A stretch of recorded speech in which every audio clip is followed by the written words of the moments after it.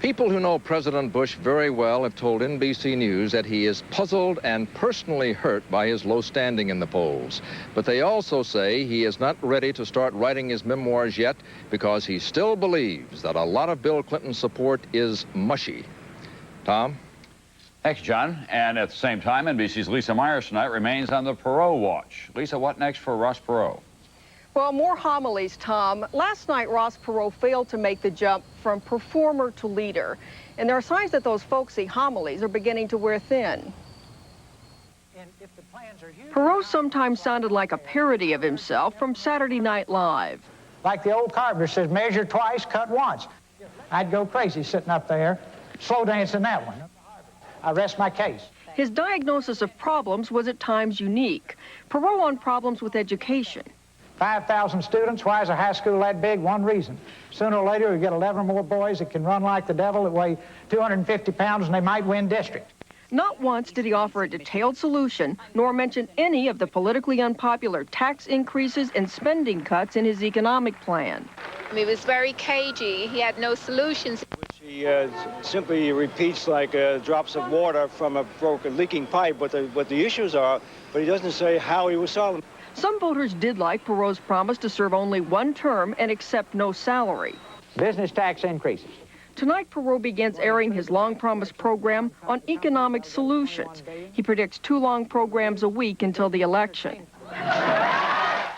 His campaign boasts that these programs, the debates, and millions of dollars in ads are improving Perot's image, which is what the Perot campaign is all about.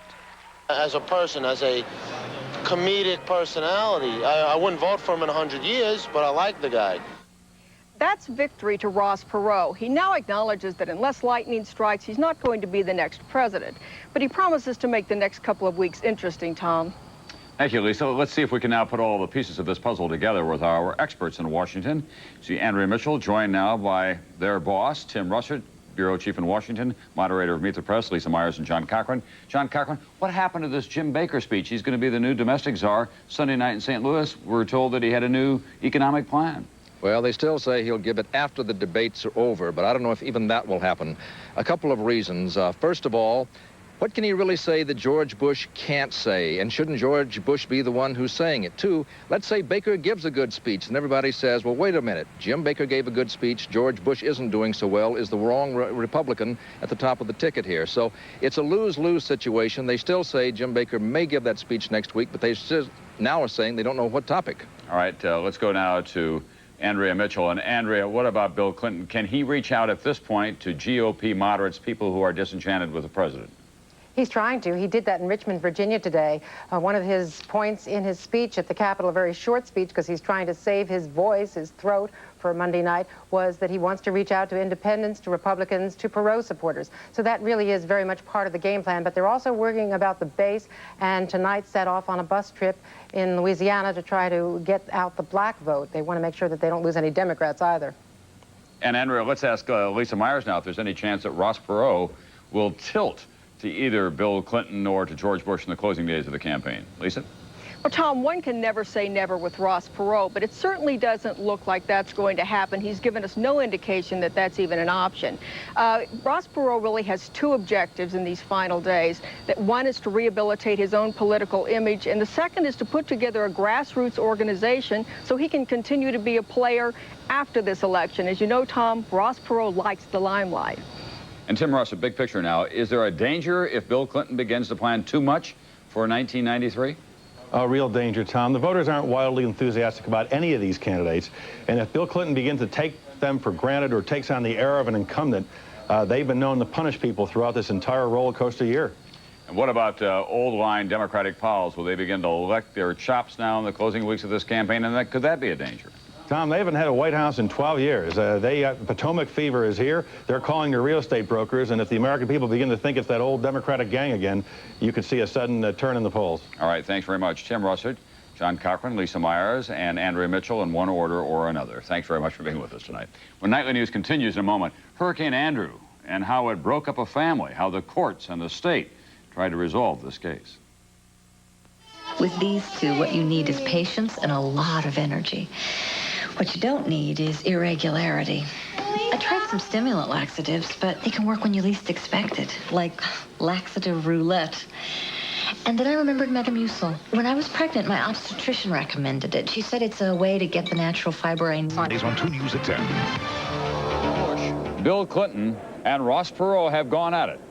And twice the president has failed to gain on Clinton. Tonight, round 3, his last big chance to turn this race around.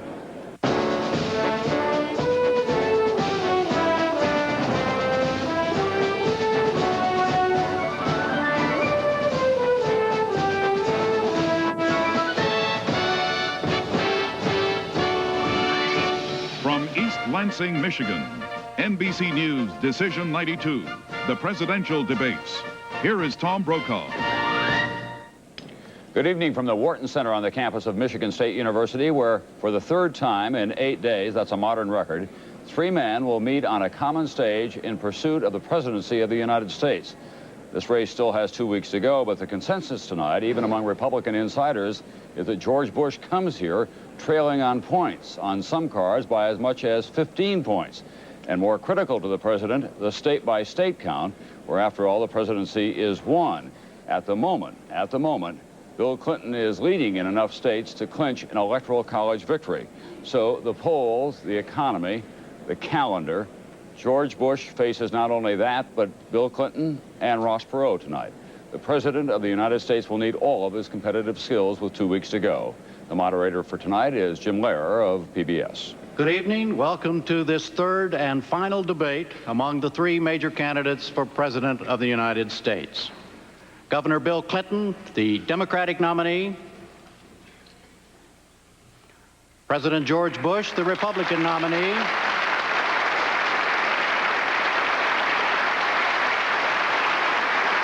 And independent candidate Ross Perot.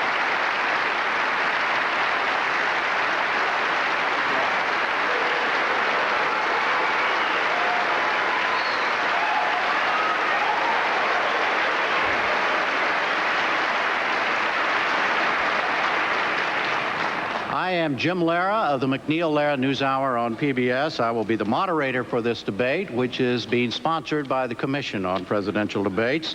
It will be 90 minutes long. It is happening before an audience on the campus of Michigan State University in East Lansing. The format was conceived by and agreed to by representatives of the Bush and Clinton campaigns, and it is somewhat different than those used in the earlier debates. I will ask questions for the first half under rules that permit follow-ups. A panel of 3 other journalists will ask questions in the second half under rules that do not. As always, each candidate will have 2 minutes, up to 2 minutes, to make a closing statement. The order of those, as well as that for the formal questioning, were all determined by a drawing. Gentlemen, again, welcome, and again, good evening. Yeah.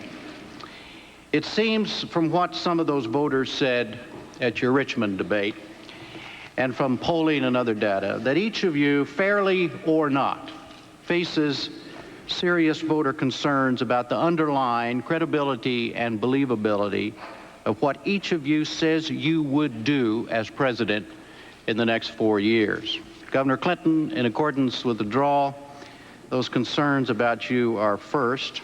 You are promising to create jobs, reduce the deficit, reform the health care system, rebuild the infrastructure, guarantee college education for everyone who is qualified, among many other things, all with financial pain only for the very rich. Some people are having trouble apparently believing that is possible. Should they have that concern? No. There are many people who believe that the only way we can get this country turned around is to tax the middle class more and punish them more. But the truth is that middle class Americans are basically the only group of Americans who have been taxed more in the 1980s and during the last 12 years, even though their incomes have gone down. The wealthiest Americans have been taxed much less, even though their incomes have gone up. Middle class people will have their fair share of changing to do and many challenges to face, including the challenge of becoming constantly re-educated. But my plan is a departure from trickle-down economics, just cutting taxes on the wealthiest Americans and getting out of the way. It's also a departure from tax and spend economics, because you can't tax and divide an economy that isn't growing. I propose an American version of what works in other countries. I think we can do it better. Invest and grow. I believe we can increase investment and reduce the deficit at the same time if we not only ask the wealthiest Americans and foreign corporations to pay their fair share, we also provide over $100 billion in tax relief in terms of incentives for new plants, new small businesses, new technologies, new housing, and for middle-class families. And we have $140 billion of spending cuts. Invest and grow. Raise some more money. Spend the money on tax incentives to have growth in the private sector. Take the money from the defense cuts and reinvest it in new transportation and communications and environmental cleanup systems. This will work. On this, as on so many other issues, I have a fundamental difference from the present administration. I don't believe trickle-down economics will work. Unemployment is up. Most people are working harder for less money than they were making 10 years ago. I think we can do better if we have the courage to change. Mr. President, a response. You have 1 minute, just the ground rules here. Well, yeah, roughly 1 minute. We can okay. Loosen that up a little bit, but go ahead. He doesn't like trickle-down government, but I think he's talking about the Reagan-Bush years where we created 15 million jobs. The rich are paying a bigger percent of the total tax burden, and what I don't like is trickle-down government. And therein, I think Governor Clinton keeps talking about trickle down, and he's still talking about spending more and taxing more. Government, he says, invest government, grow government. Government doesn't create jobs. If they do, they're make-work jobs. It's the private sector that creates jobs. And yes, we've got too many taxes on the American people, and we're spending too much. And that's why I want to get the deficit down by controlling the growth of mandatory spending. It won't be painless. I think Mr. Perot put his finger on something there. It won't be painless, but we've got to get the job done, but not by raising taxes. Mr. and Mrs. America, when you hear him say, we're going to tax only the rich, watch your wallet, because his figures don't add up, and he's going to sack it right to the middle-class taxpayer and lower if he's going to pay for all the spending programs he proposed. So we have a big difference on this trickle-down theory. I do not want any more trickle-down government. It's gotten too big. I want to do something about that. Mr. Perot, what do you think of the governor's approach, what he just laid out? The basic problem with it, it doesn't balance the budget.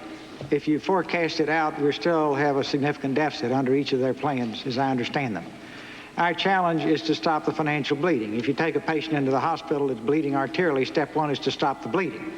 And we are bleeding arterially. There's only one way out of this, and that is to stop the deterioration of our job base, to have a growing, expanding job base, to give us the tax base. See, balancing the budget is not nearly as difficult as paying off the $4 trillion debt and leaving our children the American dream intact. We have spent their money. We've got to pay it back. This is going to take fair, shared sacrifice. My plan balances the budget within 6 years. We didn't do it faster than that because we didn't want to disrupt the economy. We gave it off to a slow start and a fast finish to give the economy time to recover. But we faced it and we did it. And we believe it's fair, shared sacrifice. The one thing I have done is lay it squarely on the table in front of the American people. You've had a number of occasions to see in detail what the plan is, and at least you'll understand it. I think that's fundamental in our country, that you know what you're getting into. Governor, the word pain, one of the other leadership things that's put on you is that you don't speak of pain, that you speak of all things. Nobody's going to really have to suffer under your plan. You've heard what Mr. Perot has said. He said it's got to do the things that you want to do.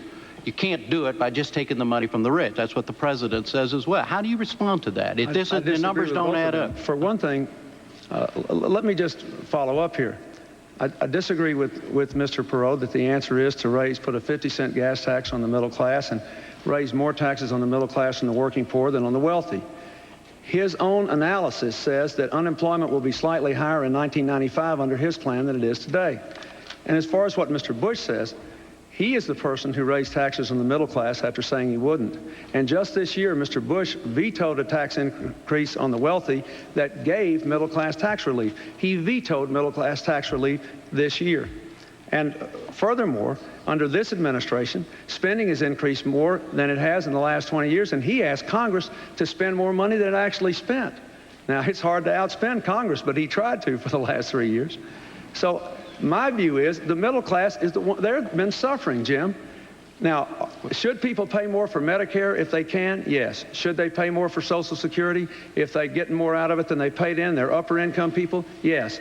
But look what's happened to the middle class. Middle class Americans are working harder for less money than they were making 10 years ago, and they're paying higher taxes.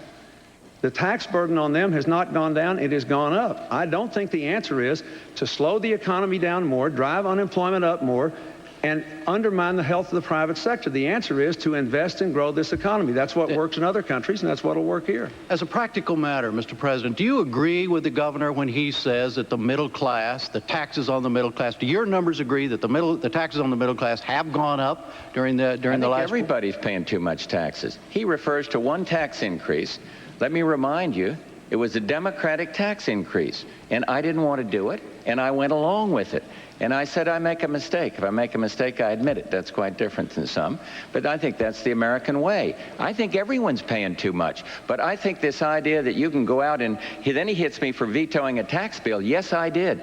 And the American taxpayer ought to be glad they have a president to stand up to a spending Congress. We remember what it was like when we had a spending president and a spending Congress and interest rates. Who remembers that? They were at 21.5%. Under Jimmy Carter, and inflation was 15. We don't want to go back to that. And so, yes, everybody's taxed too much, and I want to get the taxes down, but not by signing a tax bill that's going to raise taxes on people. Mr. President, when you said just then that you admit your mistakes, and you looked at Governor Clinton and said, what mistake is it that you want him to admit to? Well, the record in Arkansas. I mean, look at it. And that's what we're asking America to have? Now look, he says Arkansas is a poor state. They are. But in almost every category, they're lagging. I'll give you an example. He talks about all the jobs he's created in 1 or 2 years. Over the last 10 years since he's been governor, there's 30% behind. 30%, they're 30% of the national average. On pay for teachers, on all these categories, Arkansas is right near the very bottom. You haven't heard me mention this before, but we're getting close now, and I think it's about time I start putting things in perspective. And I'm going to do that. It's not dirty campaigning, because he's been talking about my record for half a year here, 11 months here. And so we've got to do that. I got to get it in perspective.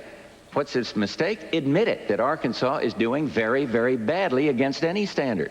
Environment, support for police officers, whatever it is. Governor, is that true? Mr. Bush's Bureau of Labor Statistics says that Arkansas ranks first in the country in the growth of new jobs this year. First. This year. Fourth in manufacturing jobs, fourth in the reduction of poverty, fourth in income increase. Over the last 10 years, we've created manufacturing jobs much more rapidly than the national average. Over the last 5 years, our income has grown more rapidly than the national average. We are second in tax burden, the second lowest tax burden in the country. We have the lowest per capita state and local spending in the country. We're low spending, low tax burden. We dramatically increased investment, and our jobs are growing. I wish America had that kind of record, and I think most people looking at us tonight would like it if we had more jobs and a lower spending burden on the government. Mr. Perot, if you were sitting at home now and just heard this exchange about Arkansas, who would you believe? I grew up 5 blocks from Arkansas. Let's put it in perspective. It's a beautiful state. It's a fairly rural state. It has a population less than Chicago or Los Angeles, or about the size of Dallas and Fort Worth combined. So I think probably we're making a mistake night after night after night to cast the nation's future on a unit that small. Why is that a mistake? It's irrelevant. What hit?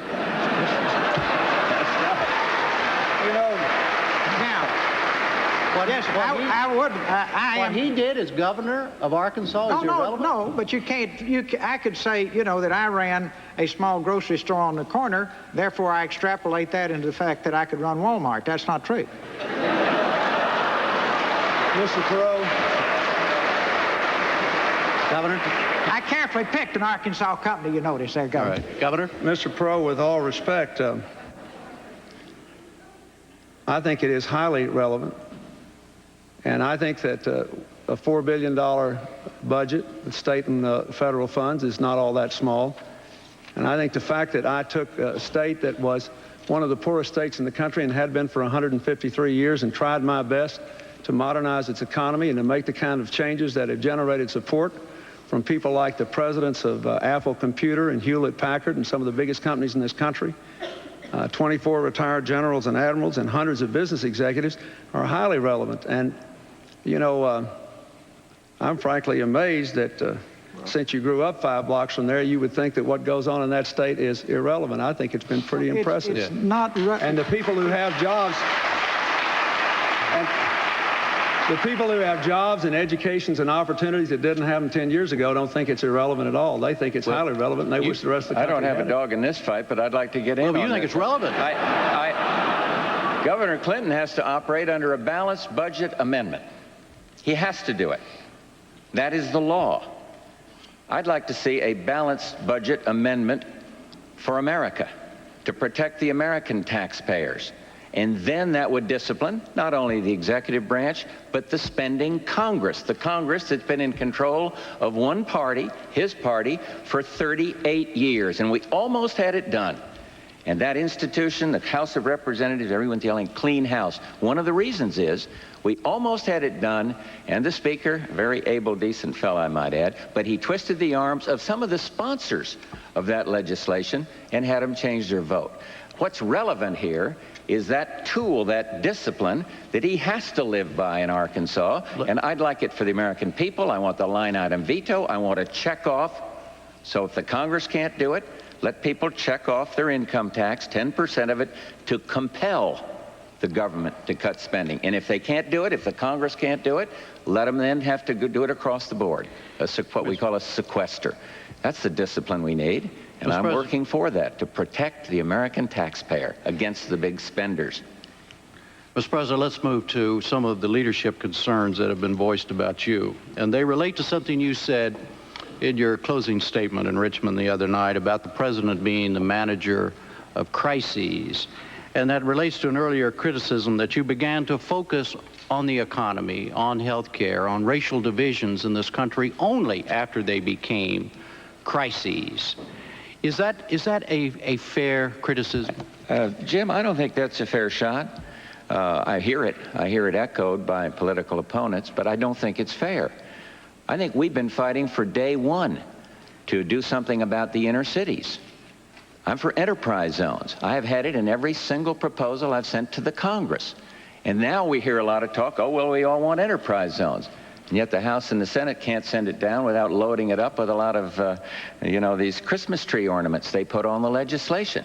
I don't think in racial harmony that I'm a laggard on that. I've been speaking out since day one. We've gotten the Americans for Disabilities Act, which I think is one of the foremost pieces of civil rights legislation. And yes, it took me to veto 2 civil rights quota bills because I don't believe in quotas. And I don't think the American people believe in quotas. And I beat back the Congress on that. And then we passed a decent civil rights bill that offers guarantees against discrimination in employment. And that is good. I've spoken out over and over again against anti-Semitism and racism, and I think my record as a member of Congress speaks for itself on that. What was the other part of it? Well, it's just that you've spoken to it. I mean, but the idea, not so much in specifics, but that it has to be a crisis before it gets your attention. I don't think that's true at all. I don't think that's true, but let others fire away on it. Do you think that's true, Mr. Perot? I'd like to just talk about issues, and so... you don't think this is an issue? No, well, no, but the point is, that's a subjective thing. Well, see, the subjective thing is, when does President Bush react? And it would be very difficult for me to answer that in any short period of time. Well, then I'll phrase it differently then.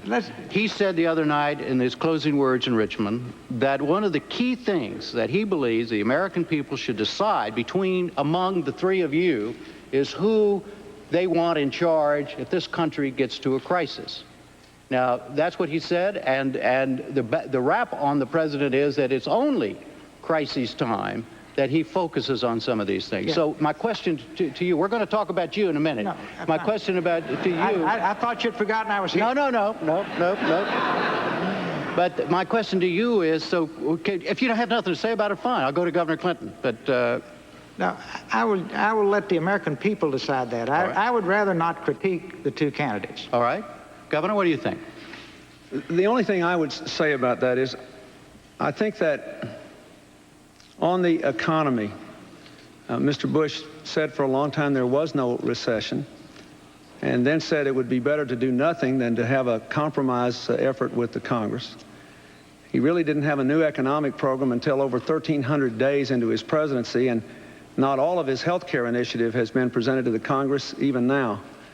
I think it's important to elect a president who is committed to getting this economy going again, and who realizes we have to abandon trickle-down economics and put the American people first again, and who will send programs to the Congress in the first 100 days to deal with the critical issues that America is crying out for leadership on: jobs, incomes, the health care crisis, the need to control the economy. Those things deserve to be dealt with from day one. I will deal with them from day one. They will be my first priority, not my election year concern. Mr. President? Well, I think you're overlooking that we have had major accomplishments in the first term. But if you're talking about protecting the taxpayer against his friends in the United States Congress, go back to what it was like when you had a Democratic president and a Democratic Congress. You don't have to go back to Herbert Hoover. Go back to Jimmy Carter. And interest rates were 21%. Inflation was 15%. The misery index, unemployment and inflation added together, that was invented by the Democrats, went right through the roof. We've cut it in half. And all you hear about is how bad things are. You know, remember the question, are you better off? Well, is a home buyer better off who can refinance the home because interest rates are down? Is a senior citizen better off because inflation is not wiping out their family's savings? I think they are. Is the guy out of work better off? Of course he's not. But he's not going to be better off if we grow the government, if we invest, as Governor Clinton says, invest in more government. You got to free up the private sector. You got to let small business have more incentives. For 3 months, 3 quarters, I've been fighting, 3 quarters, been fighting to get the Congress to pass some incentives for small business. Capital gains, investment tax allowance, credit for first-time home buyers. And it's blocked by the Congress, and then if a little of it comes my way, they load it up with Christmas trees and tax increases. And I have to stand up and favor the taxpayer. I have to we have to talk about Ross Perot now, or you'll get me, I'm sure. Mr. Perot, on this issue that I have raised at the very beginning, we've been talking about, which is leadership as President of the United States, the concerns, my reading of at least, my concerns about you as expressed by folks in the polls and other places, it goes like this. You had a problem with General Motors. You took your $750 million and you left. You had a problem in the spring and summer about some personal hits that you took as a potential candidate for President of the United States, and you walked out. Does that say anything relevant to how you would function as President of the United States? I think the General Motors thing is very relevant. I did everything I could to get General Motors to face its problems in the mid-'80s while it was still financially strong. They just wouldn't do it. And everybody now knows the terrible price they're paying by waiting until it's obvious to the brain dead that they have problems. Now, hundreds, thousands of good, decent people, whole cities up here in this state are adversely impacted because they would not move in a timely way. Our government is at that point now. The thing that I am in this race for is to tap the American people on the shoulder and to say to every single one of you, fix it while we're still relatively strong. If you have a heart problem, you don't wait till a heart attack to address it. So the General Motors experience is relevant, and at the point when I could not get them now to address those problems, I had created so much stress in the board, who wanted just to keep the Lawrence Welk music going, that they asked to buy my remaining shares. I sold them my remaining shares. They went their way, I went my way, because it was obvious we had a complete disagreement about what should be done with the company. But let's take my life in perspective. Again and again on complex, difficult tasks, I have stayed the course. When I was asked by our government to do the POW project, within a year, the Vietnamese had sent people into Canada to make arrangements to have me and my family killed. And I had 5 small children, and my family and I decided we would stay the course, and we lived with that problem for 3 years. Then I got into the Texans' War on Drug program, and the big-time drug dealers got all upset. Then when I had 2 people imprisoned in Iran, I could have left them there. I could have rationalized it. We went over, we got them out, we brought them back home. And since then, for years, I have lived with the burden of the Middle East, where it's eye for an eye and tooth for a tooth country, in terms of their unhappiness with the fact that I was successful in that effort. Again and again and again, in the middle of the night, at 2 or 3 o'clock in the morning, my government has called me to take extraordinary steps for Americans in distress. And again and again and again, I have responded. And I didn't wilt, and I didn't quit. Now, what happened in July? We've covered again and again and again. But I think in terms of the American people's concern about my commitment, I'm here tonight, folks. I never quit supporting you as you put me on the ballot in the other 26 states. And when you asked me to come back in, I came back in. And talk about not quitting.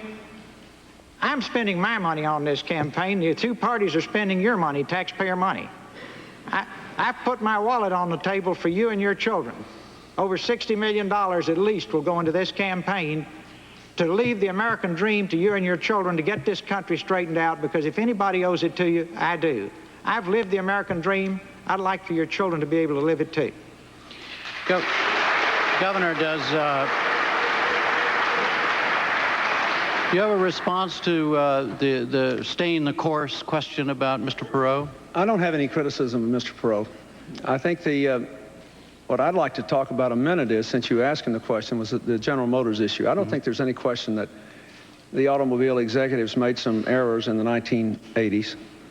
But I also think we should look at how much productivity has increased lately, how much labor has done to increase productivity, and how much management has done.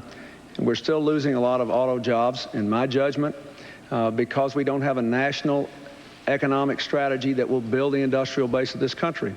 Just today I met with the presidents and the vice presidents of the Willow Run Union here, near here. They both said they were Vietnam veterans supporting me because I had an economic program to put them back to work.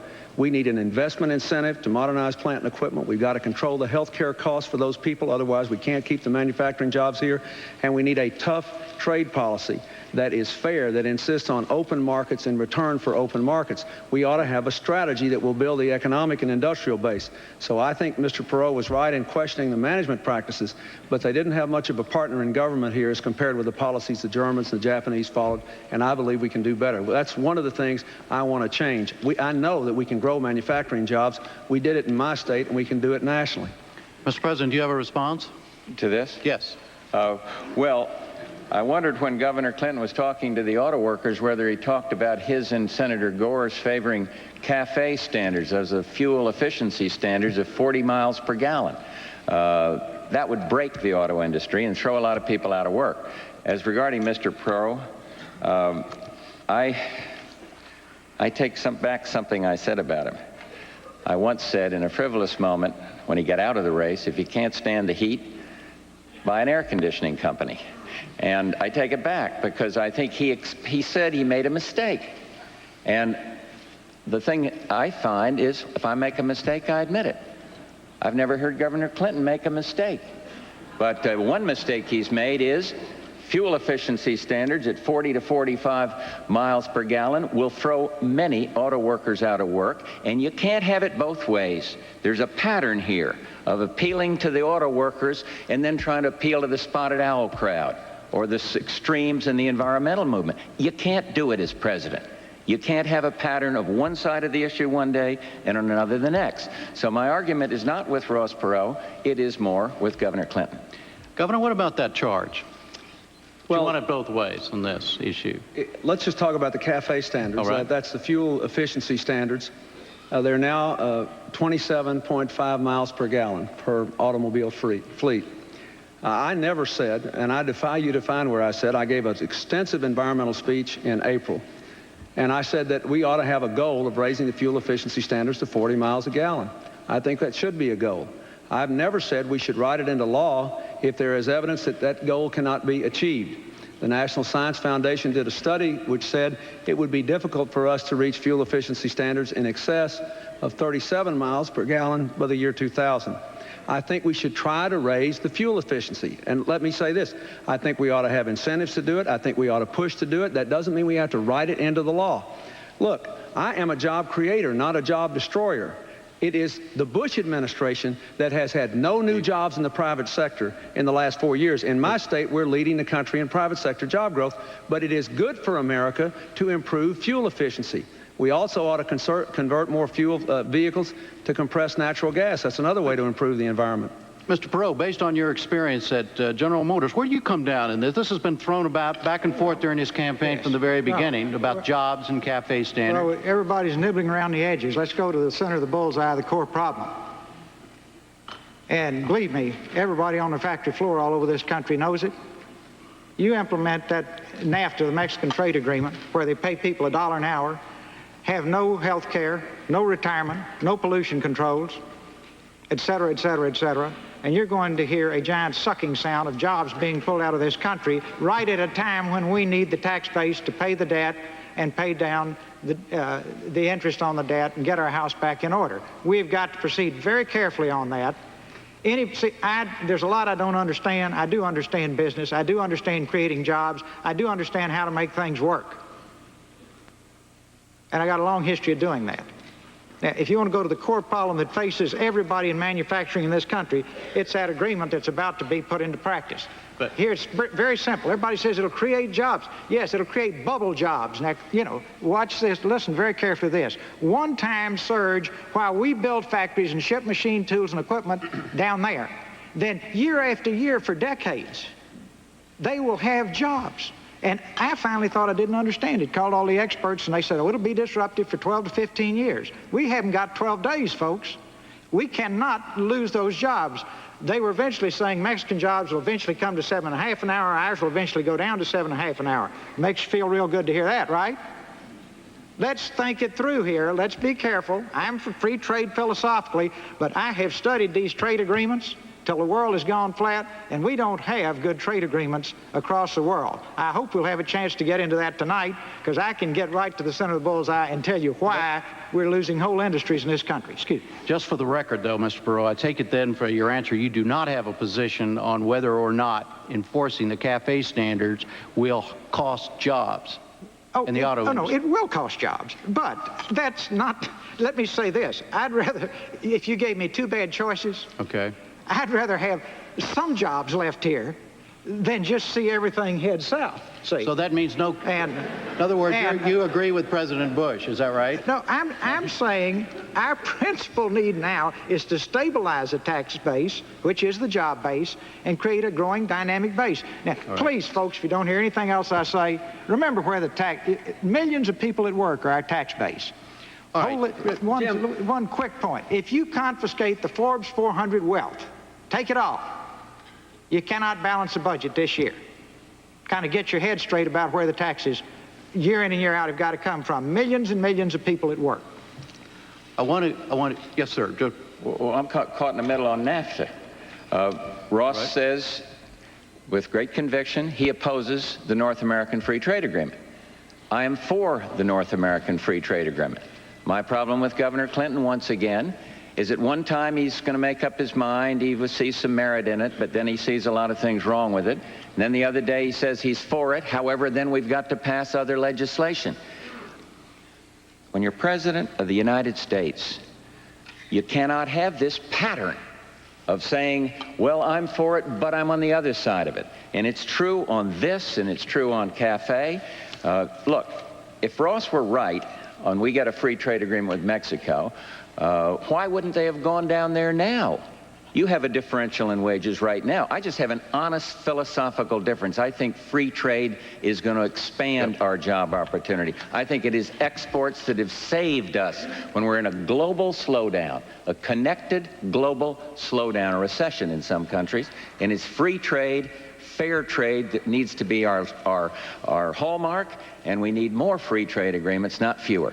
Governor, a quick answer on trade, and I want to go on to something else. Well, I'd like to respond to that. You know, sure. Mr. Bush was very grateful when I was among the Democrats who said he ought to have the authority to negotiate an agreement with Mexico. Neither I nor anybody else, as far as I know, agreed to give him our proxy to say that whatever he did was fine for the workers of this country and for the interests of this country. I am the one who's in the middle on this. Mr. Perot says it's a bad deal. Mr. Bush says it's a hunky-dory deal. I say on balance it does more good than harm if we can get some protection for the environment so that the Mexicans have to follow their own environmental standards, their own labor law standards, and if we have a genuine commitment to re-educate and retrain the American workers who lose their jobs and reinvest in this economy. I have a realistic approach to trade. I want more trade. And I know there's some good things in that agreement, but it can sure be made better. Let me just point out, just today in the Los Angeles Times, Clyde Prestowitz, who was one of President Reagan's leading trade advisors and a lifelong conservative Republican, endorsed my candidacy because he knows that I'll have a free and fair trade policy, a hard-headed, realistic policy, and not get caught up in rubber stamping everything the Bush administration did. If I wanted to do that, why would I run for president, Jim? Anybody else can run the middle class down and run the economy in a ditch. I want to change it. We've got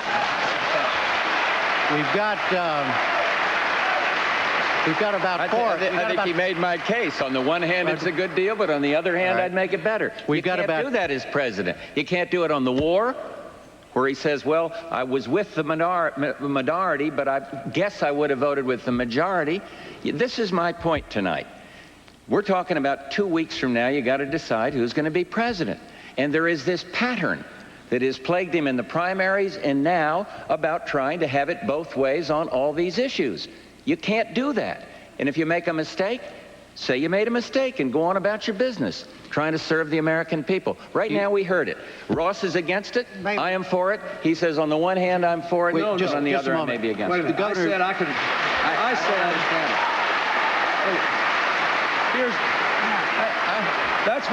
That's what's wrong with Mr. Bush. His whole deal is you got to be for it or against it. You can't make it better. I believe we can be better. I think the American people are sick and tired of either or solutions, people being pushed in the corner, polarized to extremes. I think they want somebody with common sense who can do what's best for the American people. And I'd be happy to discuss these other issues, but I can't believe he is accusing me of getting on both sides. He said trickle-down economics was voodoo economics. Now he's its biggest practitioner. He promised, let me just say. Sure. But I've always said trickle-down government is bad. I could run this string out a long time, but remember this, Jim. Those 209 Americans last Thursday night in Richmond told us they wanted us to stop talking about each other and start talking about Americans and their problems and their promise, and I think we ought to get back to that. I'll be glad to answer any question you have, but this election ought to be about the American people. Mr. Perot, you want to say? Is there an equal time rule here tonight? Yes. Or do you just keep lunging in at will? I thought we were going to have equal time, but maybe I just have to interrupt the other two. Is that the way it works this trip? No, Mr. Perot, you're doing fine. Okay. Go ahead. Okay. Whatever you want to say it. Now that we've talked all around the problem about free trade, let's go again to the center of the bullseye. Wait a minute, I was going to ask, I thought you wanted to respond to what we're talking about. I do. All right. I just want to make sure, as foreign lobbyists, this whole thing, our country has sold out to foreign lobbyists. We don't have free trade. Both parties have foreign lobbyists on leaves in key roles in their campaigns.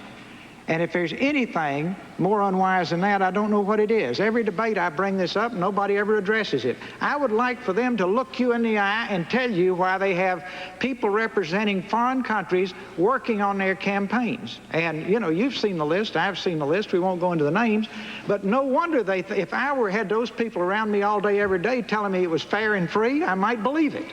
But if I look at the facts as a businessman, it's so tilted. The first thing you ought to do is just say, guys, if you like these deals so well, we'll give you the deal you gave us. Now, Japanese couldn't unload the cars in this country if they had the same restrictions we had, and on and on and on and on and on. I suggest to you that the core problem, one country spent $400 million lobbying in 1988, our country, and it goes on and on. And you look at a who's who in these campaigns around the two candidates, they're foreign lobbyists taking leaves. What do you think they're going to do when the campaign's over? Go back to work at $30,000 a month representing some other country. I don't believe that's in the American people's interest. I don't have a one of them, and I haven't taken a penny of foreign money, and I never will. Mr. President, how do you respond to that? Mr. Perot's made that charge several times. The fact that you have people working in your campaign who are paid foreign lobbyists. Most people that are lobbying the Congress. And I don't think there's anything wrong with an honest person who happens to represent an interest of another country for making his case. That's the American way. And what you're assuming is that makes the recipient of the lobbying corrupt or the lobbyist himself corrupt. I don't agree with that. But if I found somebody that had a conflict of interest that would try to illegally do something as a foreign registered lobby, the laws cover this. I don't know why, I've never understood quite why Mr. Perot was so upset about it, because one of the guys he used to have working for him, I believe, had foreign accounts. Could be wrong, but I think so. And as soon as I found it out, he went out the door, too. Yeah. Well, but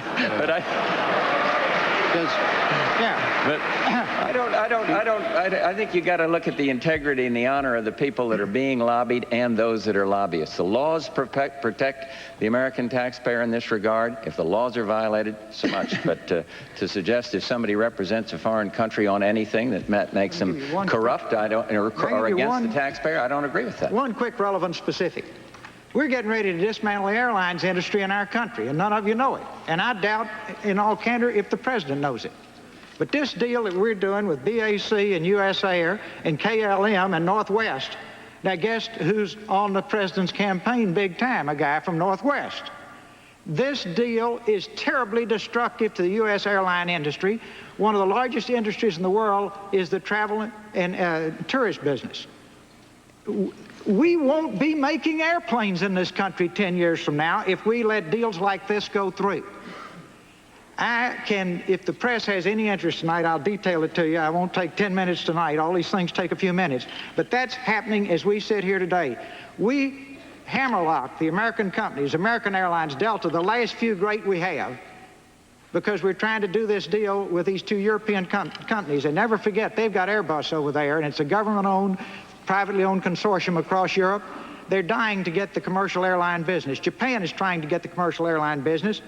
I don't think there are any villains inside government on this issue, but there sure are a lot of people who don't understand business, and maybe you need somebody up there who understands when you're getting your pocket picked. All right, Jim, we have to, Governor, I'm sorry, but that concludes my time with well. Boy, I had a great response to that. All right, go ahead, quickly. Just very briefly. Yeah. I think Ross is right, and that we do need some more restrictions on lobbyists. We ought to make them disclose the people they've given money to when they're testifying before congressional committees. We ought to close the lawyers' loophole. They ought to have to disclose when they're really lobbying. And we ought to limit that. We ought to have a much longer period of time, about 5 years, between the time when people can leave executive branch offices and then go out and start lobbying for foreign interest. I agree with that. We've wrecked the airline industry already because there's all these leverage buyouts and all these terrible things that have happened to the airline industry. We're going to have a hard time rebuilding it.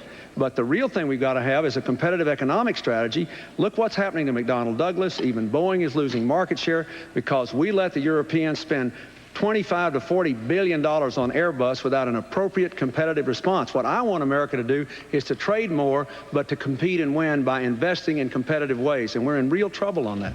I'm going to be in real trouble if I don't bring out, it's now time. I promise it's less than 10 seconds. Okay. I heard Governor Clinton congratulate us on one thing. First time he said something pleasant about this administration. Productivity in this country is up. It is way up. Productivity is up. And that's a good thing. There are many other good ones, but I was glad he acknowledged that. Thank you. Now we're going to move to the second half. We're going to move to the... I volunteered now, and all. I mean, now, look, I'm just kind of a, cur dog here. I was put on the ballot by the people, not the special interests. So I have to stand up for myself. But now, Jim, let me net it out. On the second debate, I offered since both sides want the enterprise zones but can't get together, I said, I'll take a few days off, go to Washington and hold hands with you and we'll get it done.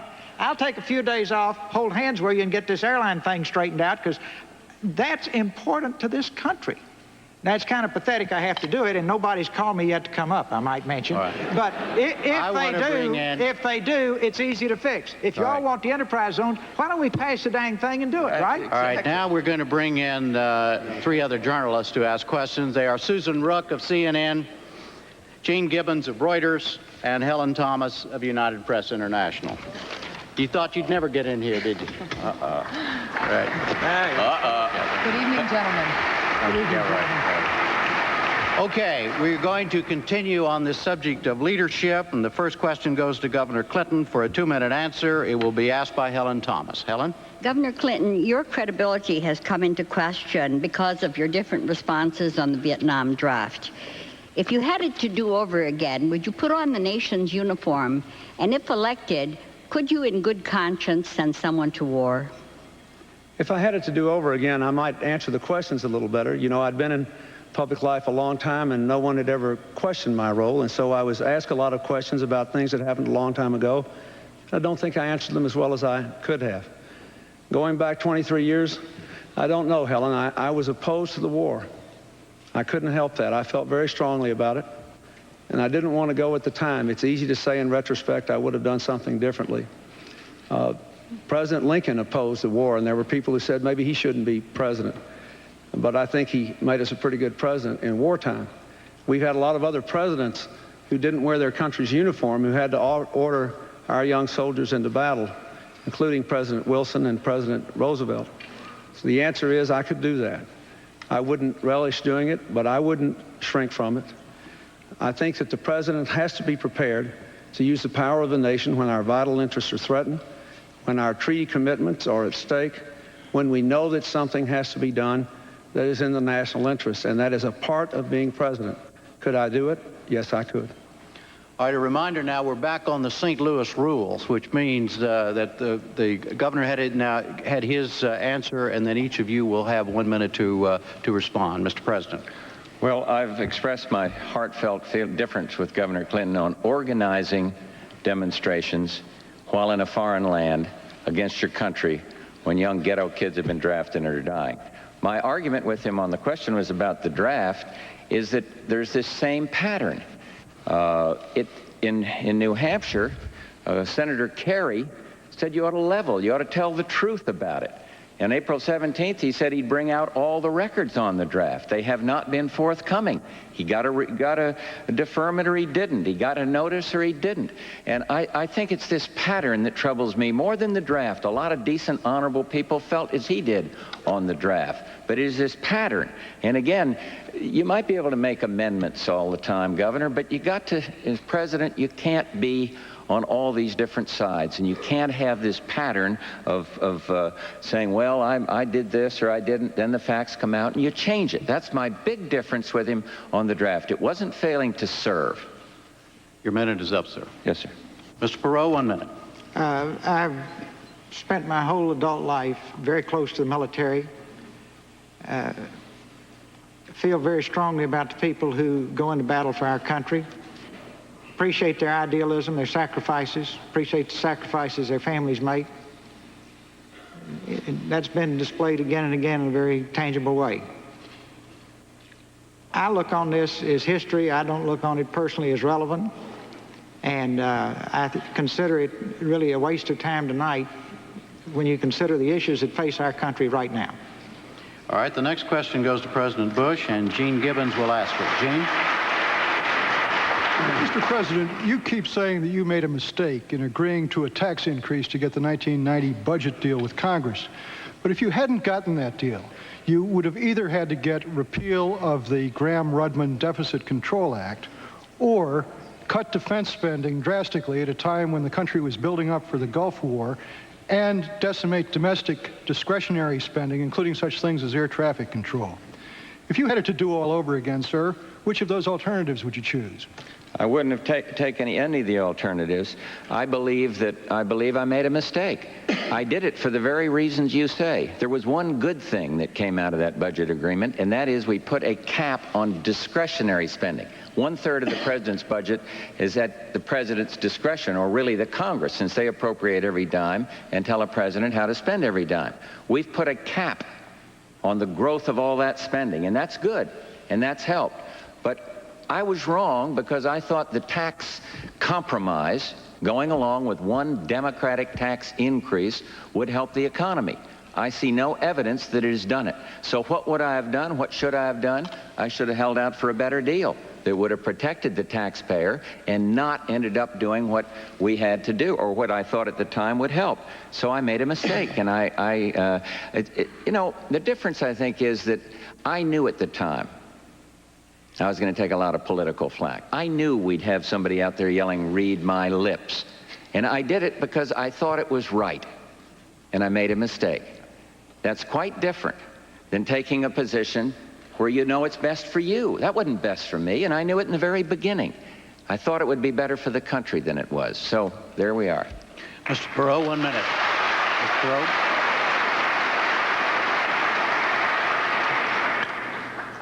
The 101 in leadership is to be accountable for what you do. Let's go back to the Tax and Budget Summit briefly. Nobody ever told the American people that we increased spending $1.83 for every dollar taxes raised. That's absolutely unconscionable. Both parties carry a huge blame for that on their shoulders. This was not a way to pay down the deficit. This was a trick on the American people. That's not leadership. Let's go back in terms of accepting responsibility for your actions. If you create Saddam Hussein over a 10-year period using billions of dollars of U.S. taxpayer money, step up to the plate and say, it was a mistake. If you create Noriega using taxpayer money, step up to the plate and say it was a mistake. If you can't get your act together to pick him up one day when the Panamanian major has kidnapped him, and the Special Forces team is 400 yards away and it's a stroll across the park to get him, and if you can't get your act together, at least pick up the Panamanian major who they then killed, step up to the plate and admit it was a mistake. That's leadership, folks. Now, leaders will always make mistakes. We've created, and I'm not aiming at any one person here, I'm aiming at our government. Nobody takes responsibility for anything. We got to change that. I'm taking responsibility for saying your time's up. I'm watching the lights. All right. Governor Clinton, 1 minute, sir. The mistake that was made was making the read my lips promise in the first place just to get elected, knowing what the size of the deficit was. Knowing what the size of the deficit was, knowing there was no plan to control health care costs, and knowing that we did not have a strategy to get real economic growth back into this economy. The choices were not good then. I think at the time the mistake that was made was signing off on the deal late on Saturday night, in the middle of the night. That's just what the president did when he vetoed the Family Leave Act. I think what he should have done is gone before the American people on the front end and said, listen, I made a commitment and it was wrong. I made a mistake because I couldn't have foreseen these circumstances, and this is the best deal we can work out at the time. He said it was in the public interest at the time, and most everybody who was involved in it, I guess, thought it was. The real mistake was the read my lips promise in the first place. You just can't promise something like that just to get elected if you know there's a good chance that circumstances may overtake you.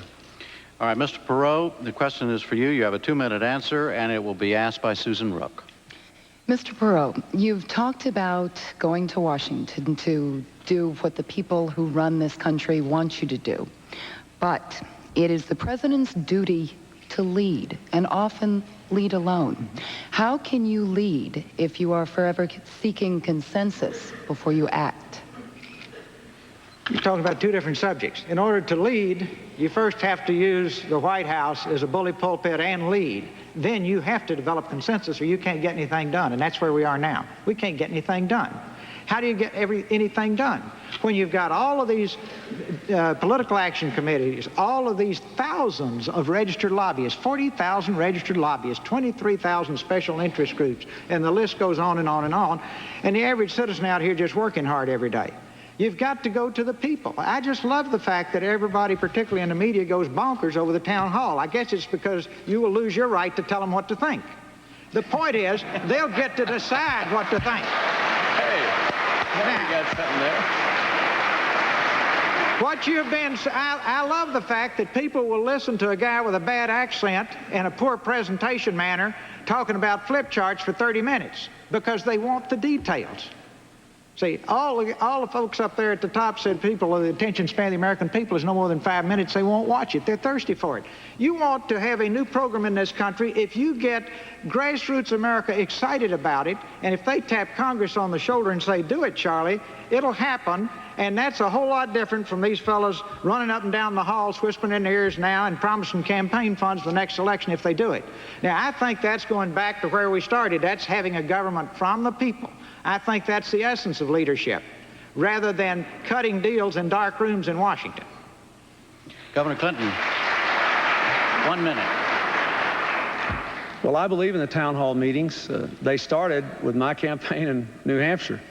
And I think Ross Perot has done a good job in having them. And I, as you know, pushed for the debate to include the 209 American citizens who were part of it in Richmond a few days ago. I've done a lot of them, and I'll continue to do them as president.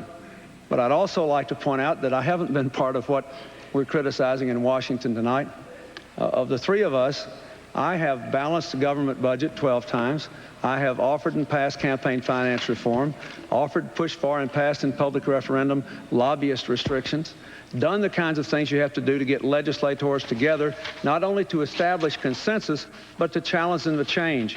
And in 12 years as governor, I guess I've taken on every interest group there was in my state at one time or another to fight for change. It can be done.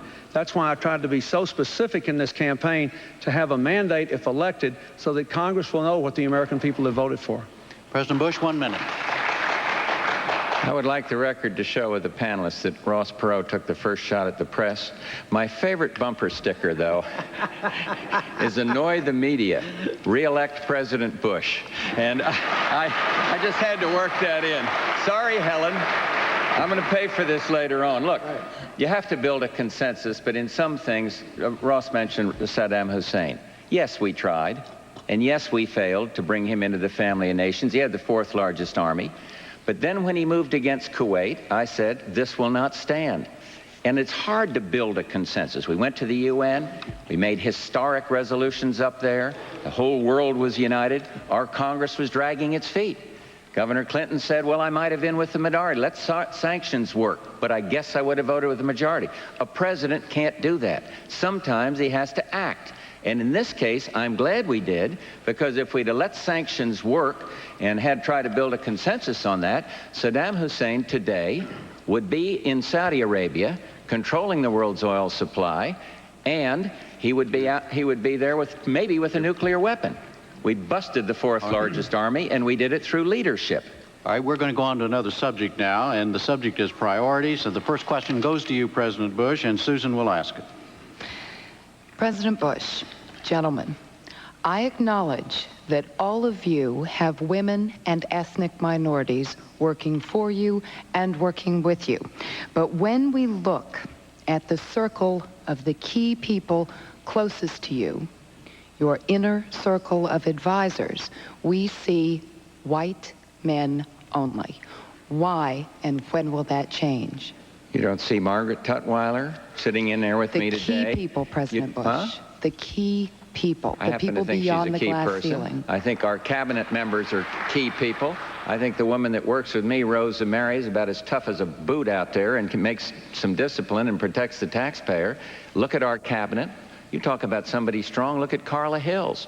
Look at Lynn Martin, who's fighting against this glass ceiling and doing a first-class job on it. Look at our Surgeon General, Dr. Novella. You can look all around and you'll see first-class, strong women. Jim Baker's a man. Yeah, I agree. I plead guilty to that. But look around, look who's around with him there. I mean, this is a little defensive on your part, Susan, to be honest with you. We've got a very good record appointing women to high positions and positions of trust. And I'm not defensive at all about it. What we got to do is keep working, as the Labor Department is doing first-class job on, to break down discrimination, to break down the glass ceiling. And I am not apologetic at all about our record with women. We've got, I think, you know, you think about women in government, I think about women in business. Why not try to help them with my small business program to build some incentives into the system? I think we're making a progress here. You got a lot of women running for office. As I said the other night, I hope a lot of them lose because they're liberal Democrats and we don't need more of them in the Senate or more of them in the House. But nevertheless, they're out there and we got some very good Republican women running. So we're making dramatic progress. Mr. Perot, 1 minute. Well, I've come from the computer business and everybody knows the women are more talented than the men. So we have a long history of having a lot of talented women. One of our first officers was a woman. She's a chief financial officer. She was a director. And it was so far back, it was considered so odd, and even though we were a tiny little company at the time, it made all the national magazines. But in terms of being influenced by women and being a minority, there they are right out there, my wife and my 4 beautiful daughters, and I just have one son, so he and I are surrounded by women telling us what to do all the time. And the rest of my minute, I want to make a very brief comment here in terms of Saddam Hussein. We told him that we wouldn't get involved with this border dispute, and we've never revealed those papers that were given to Ambassador Glaspie on July the 25th. I suggest, in the sense of taking responsibility for your actions, we lay those papers on the table. They're not the secrets to the nuclear bomb. Secondly, we got upset when he took the whole thing, but to the ordinary American out there who doesn't know where the oil fields are in Kuwait, they're near the border. We told him he could take the northern part of Kuwait, and when he took the whole thing, we went nuts. And if we didn't tell him that, why won't we even let the Senate Foreign Relations Committee and the Senate Intelligence Committee see the written instructions for Ambassador Glaspie? On that. That gets to the national honor. We did not say to Saddam Hussein, Ross, you can take the northern part of Kuwait. That is absolutely absurd. Glaspie has testified, and Glaspie's papers have been presented to the United States Senate.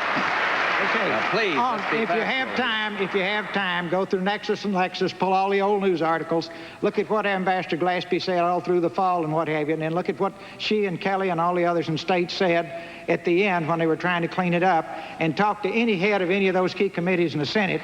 They will not let them see the written instructions given to Ambassador Glaspie, and I suggest that in a free society owned by the people, the American people ought to know what we told Ambassador Glaspie to tell Saddam Hussein, because we spent a lot of money and risked lives and lost lives in that effort and did not accomplish most of our objectives. We got Kuwait back to the emir, but he's still got his nuclear, his chemical, his bacteriological, and he's still over there, right?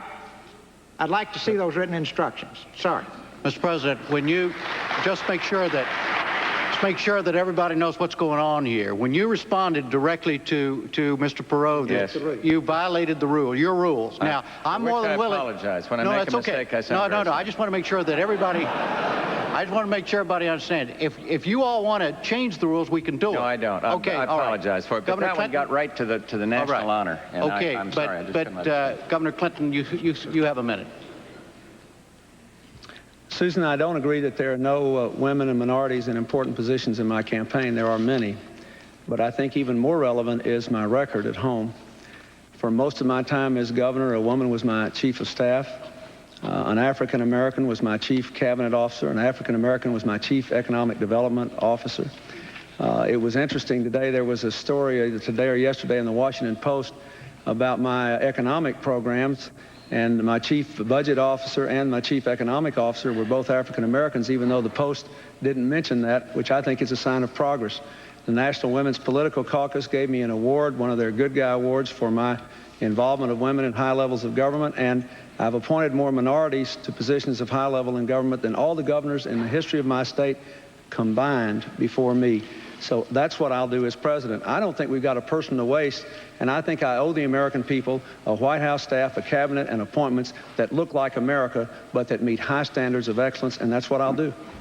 All right, next question goes to you, Mr. Perot. It's a two-minute question, and Helen will ask it.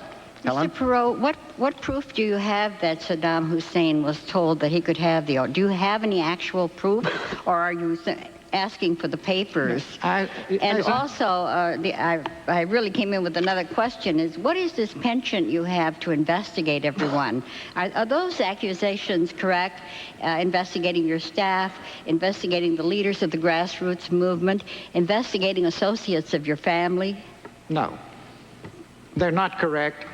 And if you look at my life, until I got involved in this effort, I was one person.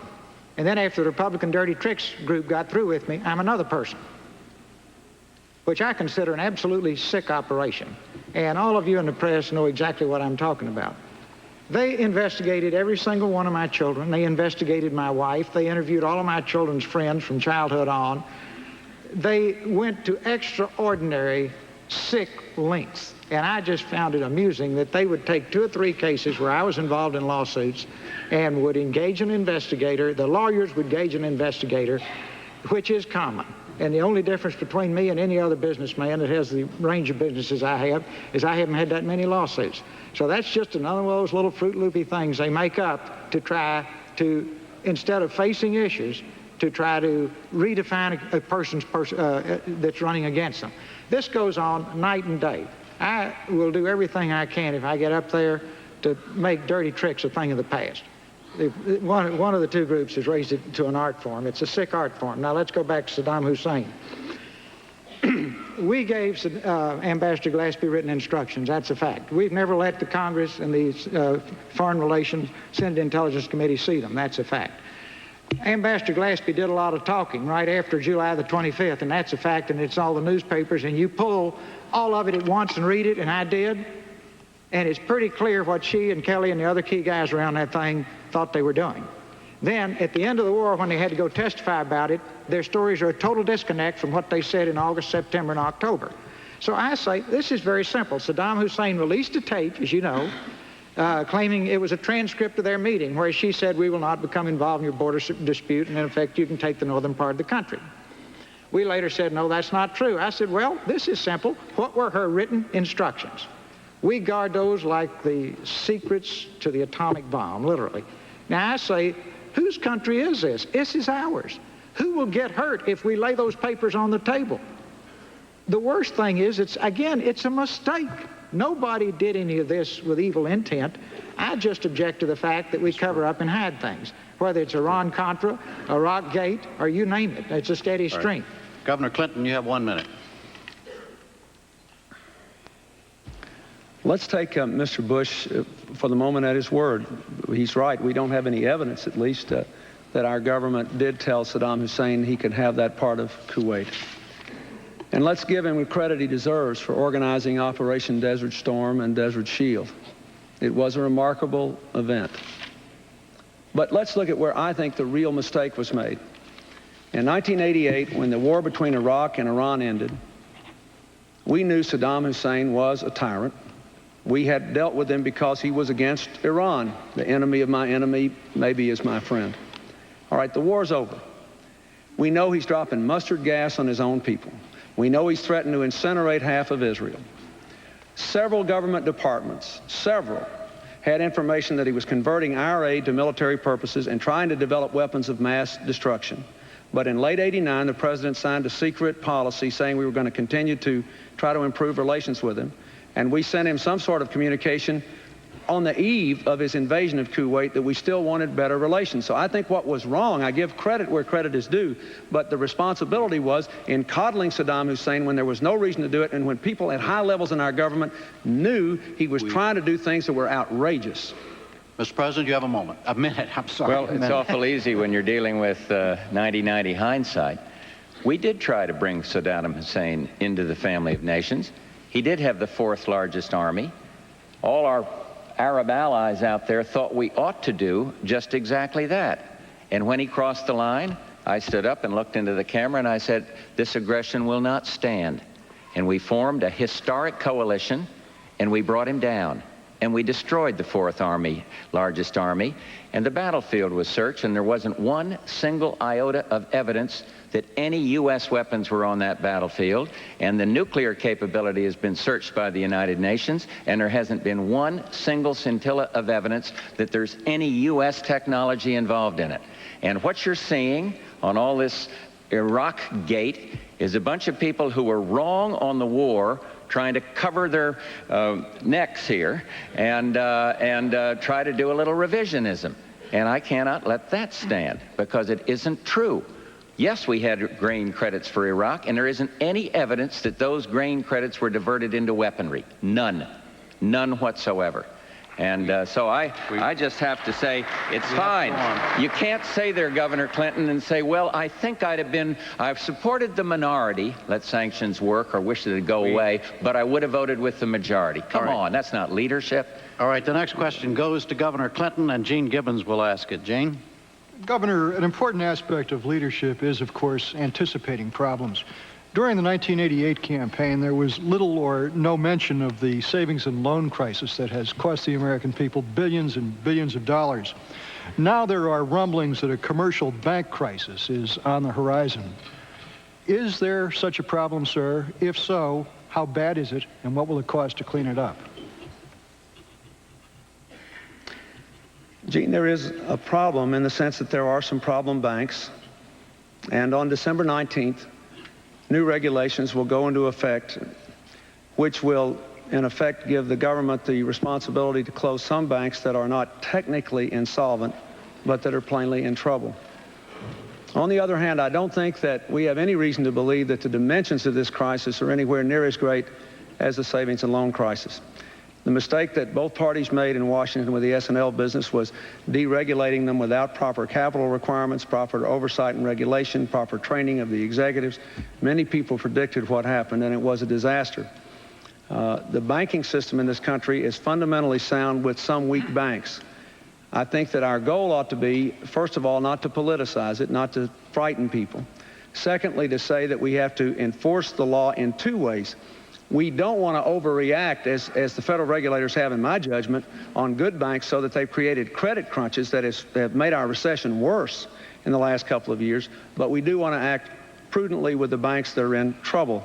We also want to say that insofar as is humanly possible, the banking industry itself should pay for the cost of any bank failures. The taxpayers should not, and that will be my policy. And I believe we have a good balanced approach. We can get the good banks loaning money again, end the credit crunch, have proper regulation on the ones that are in trouble, and not overreact. It is a serious problem, but I don't see it as the kind of terrible, terrible problem that the S&L problem was. President Bush, 1 minute. Well, I don't believe it would be appropriate for a president to suggest that the banking system is not sound. It is sound. There's some problem banks out there.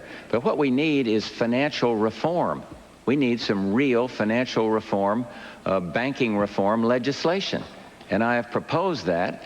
And when I am reelected, I believe one of the first things ought to be to press a new Congress, not beholden to the old ways, to pass financial reform legislation that modernizes the banking system, doesn't put a lot of inhibitions on it, and protects the depositors, but through keeping the FDIC sound. But I think that I just was watching some of the proceedings of the American Bankers Association, and I think the general feeling is most of the banks are sound. Certainly, there's no comparison here between what happened to the S&Ls and where the banks stand right now, in my view. Mr. Perot, 1 minute. Well, nobody's gotten into the real issue yet on the savings and loan. Again, nobody's got a business background, I guess. The whole problem came up in 1984. The President of the United States was told officially it was a $20 billion problem. These crooks, now Willie Sutton would have gone to own a savings and loan rather than rob banks, because he robbed banks because that's where the money is. Owning a saving loan is where the money was.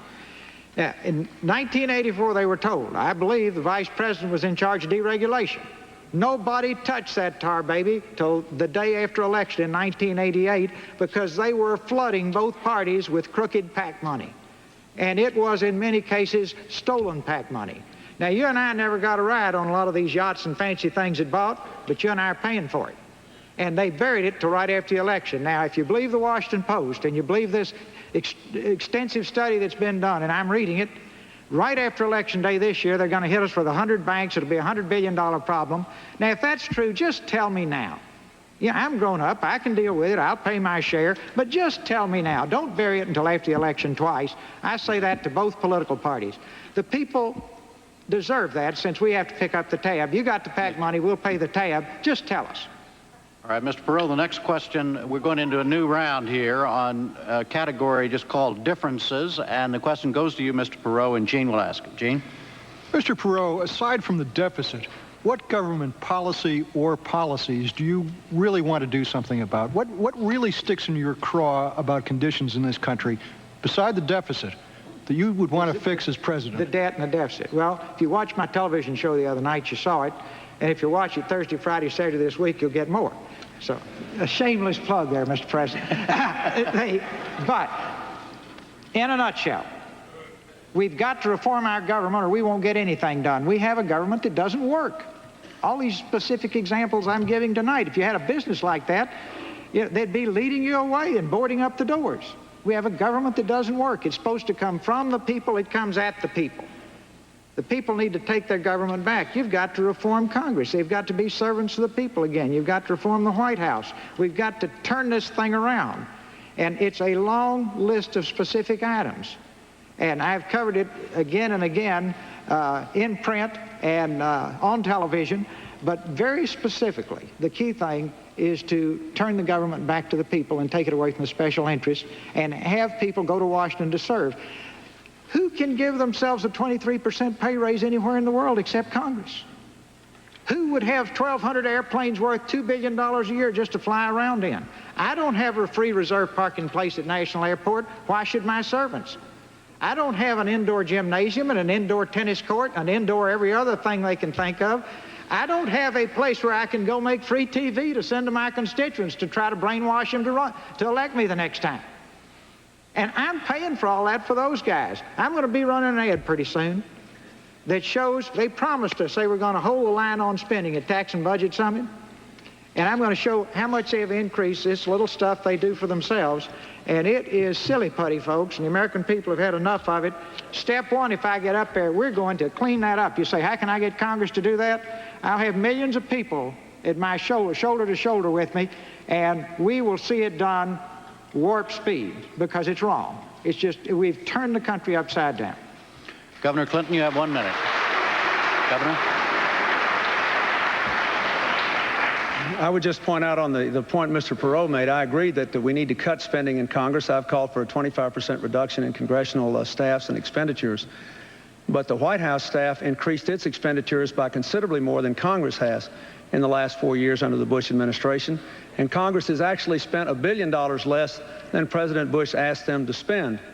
Now, when you outspend Congress, you're really swinging. That, however, is not my only passion.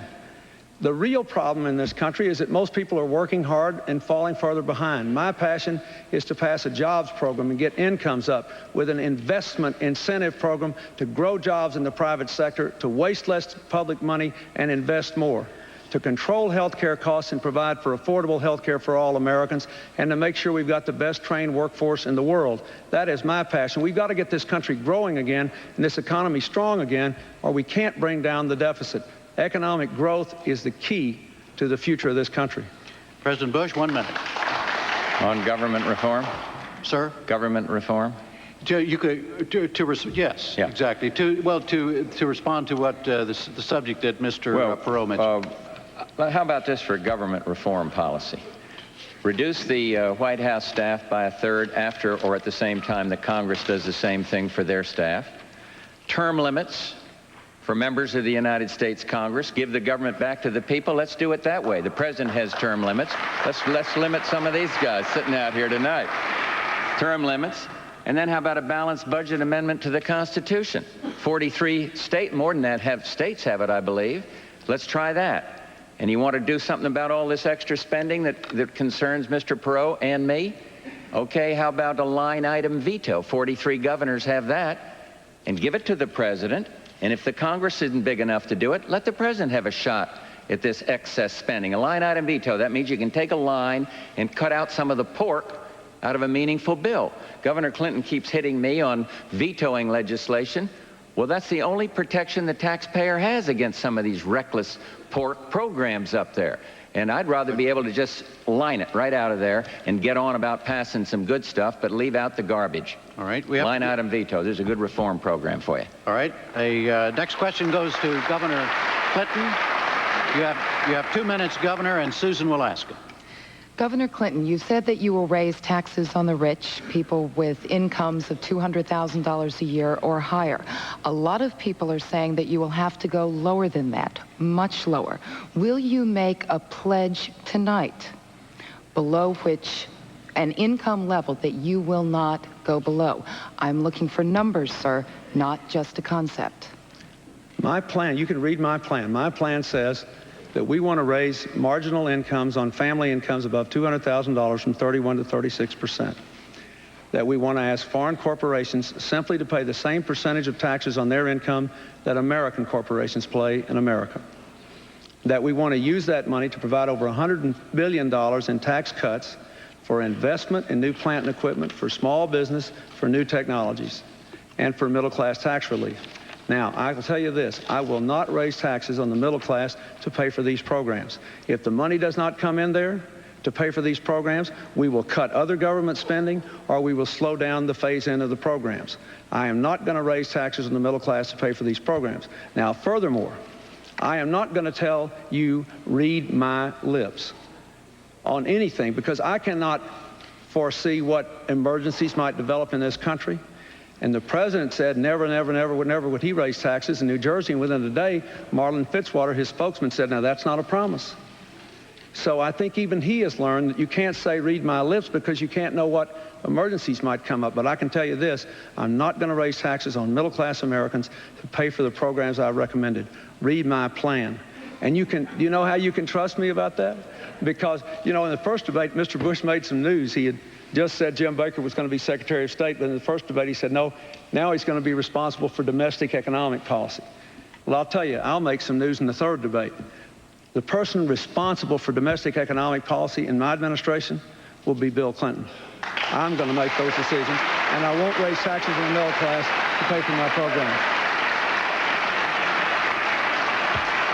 President Bush, you have 1 minute. That's what worries me, that he's going to be responsible. And he's going to do, and he would do for the United States what he's done to Arkansas.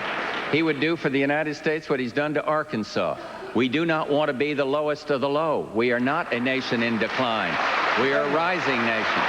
Now, my problem is, I heard what he said. He said, I want to take it from the rich, raise $150 billion from the rich. To get $150 billion in new taxes, you got to go down to the guy that's making $36,600. And if you want to pay for the rest of his plan, all the other spending programs, you're going to sock it to the working man. So when you hear tax the rich, Mr. and Mrs. America, watch your wallet. Lock your wallet, because he's coming right after you, just like Jimmy Carter did, and just like you're going to end up with interest rates at 21%, and you're going to have inflation going through the roof. Yes, we're having tough times, but we do not need to go back to the failed policies of the past when you had a Democratic president and a spendthrift Democratic Congress. Jim, Mr. Perot. Yeah, 1 minute. Wait. You permitted Mr. Bush to break the rules, he said, to defend the honor of the country. What about the honor of my state? We ranked first in the country in job growth. We got the lowest spending, state and local, in the country, and the second lowest tax burden. And the difference between Arkansas and the United States is that we're going in the right direction, and this country's going in the wrong direction, and I have to defend the honor of my state. We've got a wash, according to my calculations. We have a wash, and we go to Mr. Perot for 1 minute. In other words, the violation of the rule. That's what I meant, Mr. Perot. So I'm the only one that's untarnished at this point. All right, you're clear. You're clear. Go ahead, boss. Go ahead. I'm sure I'll do it before it's over. Key thing here, see, we all come up with images. Images don't fix anything. I think, you know, I'm starting to understand it. You stay around this long enough, you think about it, if you talk about it in Washington, you think you did it. If you've been on television about it, you think you did it. What we need is people to stop talking and start doing. Now, our real problem here is they both have plans that will not work. The Wall Street Journal said your numbers don't add up. And you take it out on charts, you look at all the studies the different groups have done, you go out 4, 5, 6 years, we're still drifting along with a huge deficit. So let's come back to harsh reality. And what everybody says, gee, Perot, you're tough. I'm saying, well, this is not as tough as World War II, and it's not as tough as the Revolution. And it's fair shared sacrifice to do the right thing for our country and for our children. And it will be fun if we all work together to do it. All right. This is the last question, and it goes to President Bush for a 2-minute answer, and it will be asked by Helen. Mr. President, why have you dropped so dramatically in the leadership polls from the high 80s to the 40s? And you have said that you will do anything you have to do to get reelected. What can you do in 2 weeks to win reelection? Well, I think the answer to why the drop, I think, has been the economy in the doldrums. Why I'll win is I think I have the best plan of the three of us up here to do something about it. Mine does not grow the government. It does not have government invest. It says we need to do better in terms of stimulating private business. We got a big philosophical difference here tonight between one who thinks the government can do all these things through tax and spend and one who thinks it ought to go the other way. And so I believe the answer is I'm going to win it because I'm getting into focus my agenda for America's renewal. And also I think that Governor Clinton's had pretty much of a free ride on looking at specifically at the Arkansas record. He keeps criticizing us, criticizing me. I'm the incumbent. Fine. But he's an incumbent. And we've got to look at all the facts. They're almost at the bottom on every single category. We can't do that to the American people. And then, Helen, I really believe where people are going to ask this question about trust, because I do think there's a pattern by Governor Clinton of saying one thing to please one group and then trying to please another group. And I think that pattern is a dangerous thing to suggest would work for the Oval Office. It doesn't work that way when you're president. Truman is right. The buck stops there. And you have to make decisions even when it's against your own interest. And I've done that. It's against my political interest to say, go ahead and go along with the tax increase, but I did what I thought was right at the time. So I think people are going to be looking for trust and experience. And then I mentioned it the other night. I think if there's a crisis, people are going to say, well, George Bush has taken us through some tough crises, and we trust him to do that. And so I'll make the appeal on a wide array of issues. I got a philosophical difference. I got to watch the clock here. I don't think we're a declining nation. The whole world has had economic problems. We're doing better than a lot of the countries in the world, and we're going to lead the way out of this economic recession across this world and economic slowdown here at home. Mr. Perot, I think I'll win. Mr. Perot, you have, sorry, excuse me, sir. Mr. Perot, you have 1 minute. I'm the last one, right? No, Governor Clinton has a minute after you. Then we have the closing statement. 1 minute after you. Right.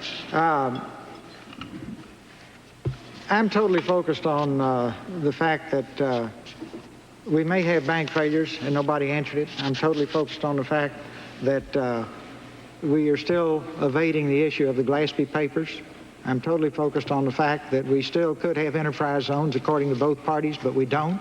So I'm still focused on gridlock, I guess. And I'm also focused on the fact that isn't it a paradox that we have the highest productivity in our workforce in the industrialized world and at the same time have the largest trade deficit and at the same time rank behind 9 other nations in what we pay our most productive people in the world, and we're losing whole industries overseas.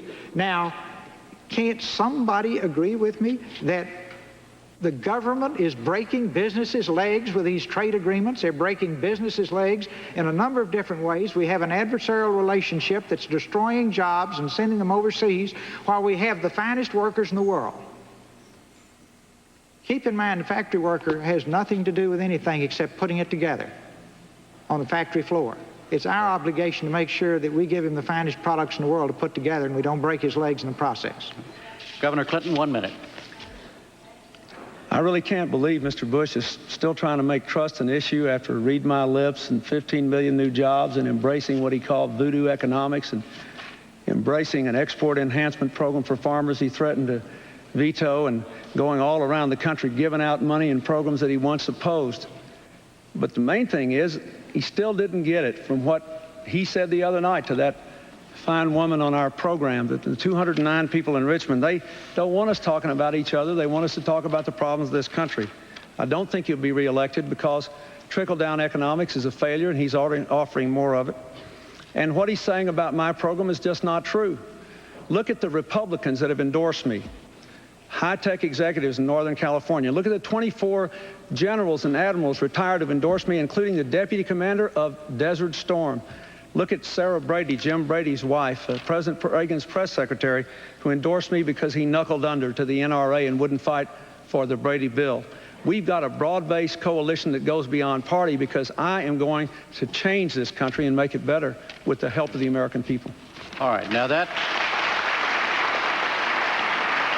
was the final question and an answer, and we now go to the closing statements. Each candidate will have up to 2 minutes. The order was determined by a drawing. Governor Clinton, you are first. Governor? First, I'd like to thank the commission and my opponents for participating in these debates and making them possible. I think the real winners of the debates were the American people. I was especially moved in Richmond a few days ago when 209 of our fellow citizens got to ask us questions. They went a long way toward reclaiming this election for the American people and taking their country back. I want to say, since this is the last time I'll be on a platform with my opponents, that even though I disagree with Mr. Perot on how fast we can reduce the deficit and how much we can increase taxes on the middle class, I really respect what he's done in this campaign to bring the issue of deficit reduction to our attention. I'd like to say to Mr. Bush, even though I've got profound differences with him, I do honor his service to our country. I appreciate his efforts, and I wish him well. I just believe it's time to change.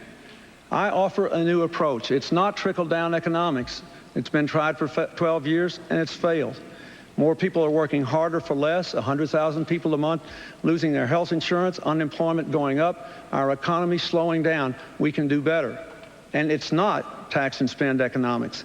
It's invest and grow, put our people first, control health care costs and provide basic health care to all Americans, have an education system second to none, and revitalize the private economy. That is my commitment to you. It is the kind of change that can open up a whole new world of opportunities to America as we enter the last decade of this century and move toward the 21st century. I want a country where people who work hard and play by the rules are rewarded, not punished. I want a country where people are coming together across the lines of race and region and income. I know we can do better. It won't take miracles, and it won't happen overnight, but we can do much, much better if we have the courage to change. Thank you very much.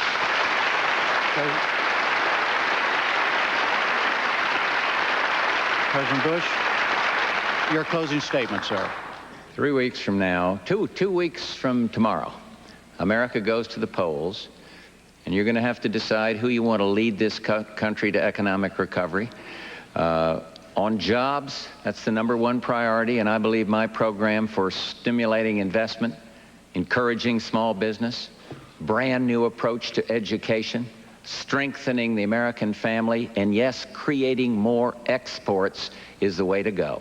I don't believe in trickle-down government. I don't believe in larger taxes and larger government spending. On foreign affairs, some think it's irrelevant. I believe it's not. We're living in an interconnected world. The whole world is having economic difficulties. The U.S. is doing better than a lot, but we've got to do even better. And if a crisis comes up, I ask, who has the judgment and the experience and, yes, the character to make the right decision? And lastly, the other night on character, Governor Clinton said it's not the character of the president, but the character of the presidency. I couldn't disagree more. Horace Greeley said the only thing that endures is character. And I think it was Justice Black who talked about great nations like great men must keep their word. And so the question is, who will safeguard this nation? Who will safeguard our people and our children? I need your support. I ask for your vote. And may God bless the United States of America.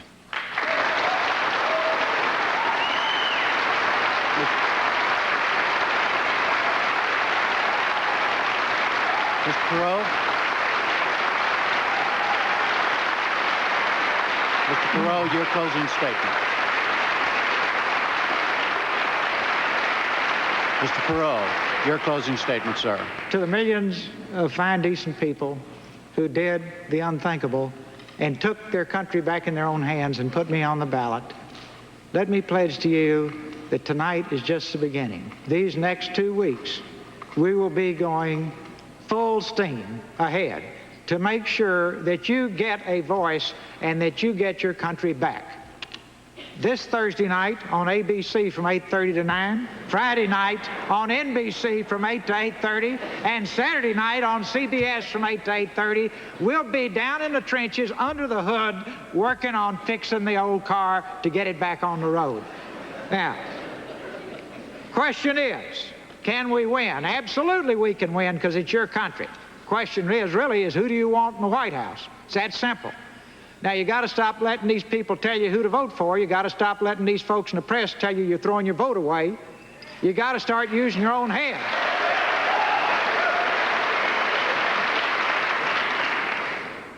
Then the question is, can we govern? I love that one. The we is you and me. You bet your hat we can govern because we will be in there together.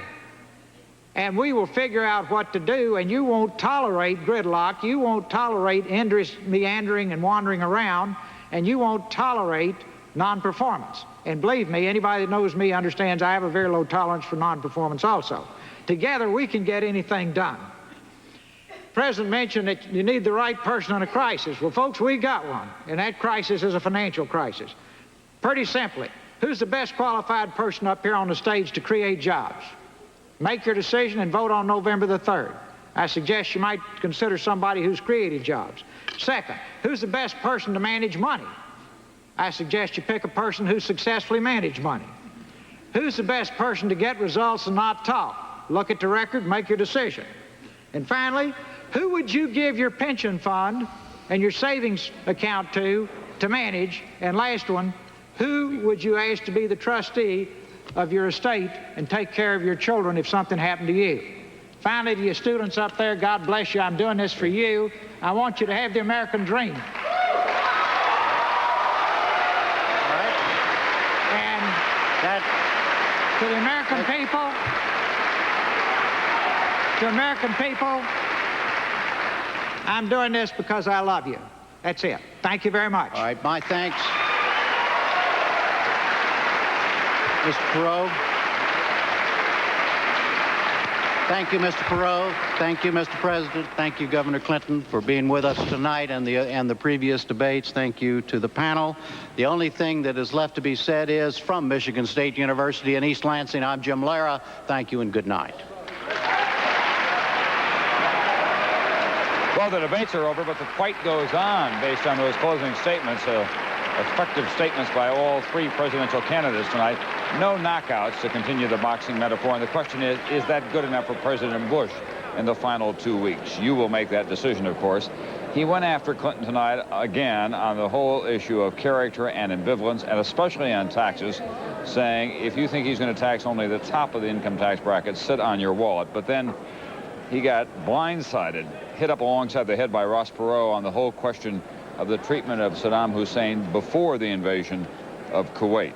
Clinton remained, as he has throughout these debates, cool and a very effective performer in answering the challenges to his Arkansas experience and his draft. Perot tonight was back on his game, it seems to me, about the deficit in banks and trade and running for national estate administrator at the end, entrusting your children and your estate to him. The president did make some of his very best points in the closing 15 minutes of this debate tonight. Made a very strong appeal once again about the question of trust. But on, it seems to me, John Chancellor, some of his best points, he failed to close the deal. When he talked about American productivity being up, he didn't put it in any context. American productivity is higher than West Germany, higher than France, higher than Japan, according to the latest figures. He only said that productivity is up. Well, the other countries are catching the United States in its rates of productivity. But, Tom, my feeling was that these guys are getting pretty good at this. After 3, I think they all looked better tonight.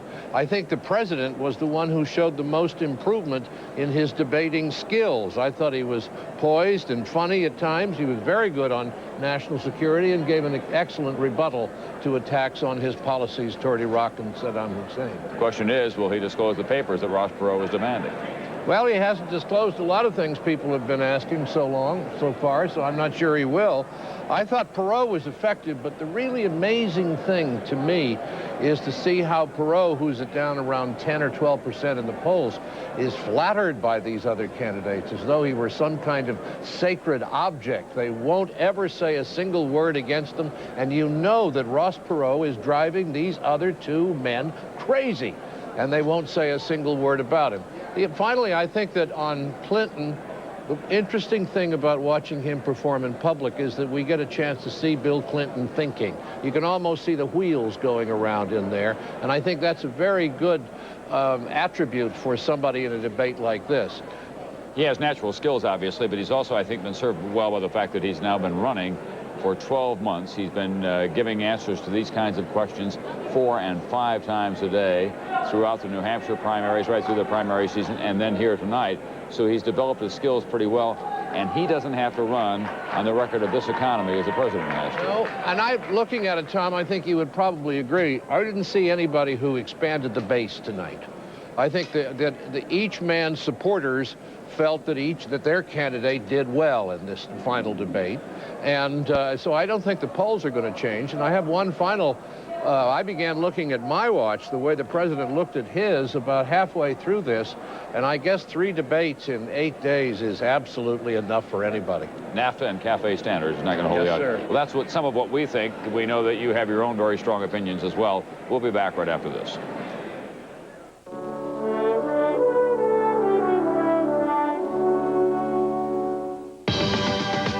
Comfort in a 4-wheel drive. Amazing. I got a big crew and I need a lot of space. It makes me feel tall. It's tough but refined, kind of like me.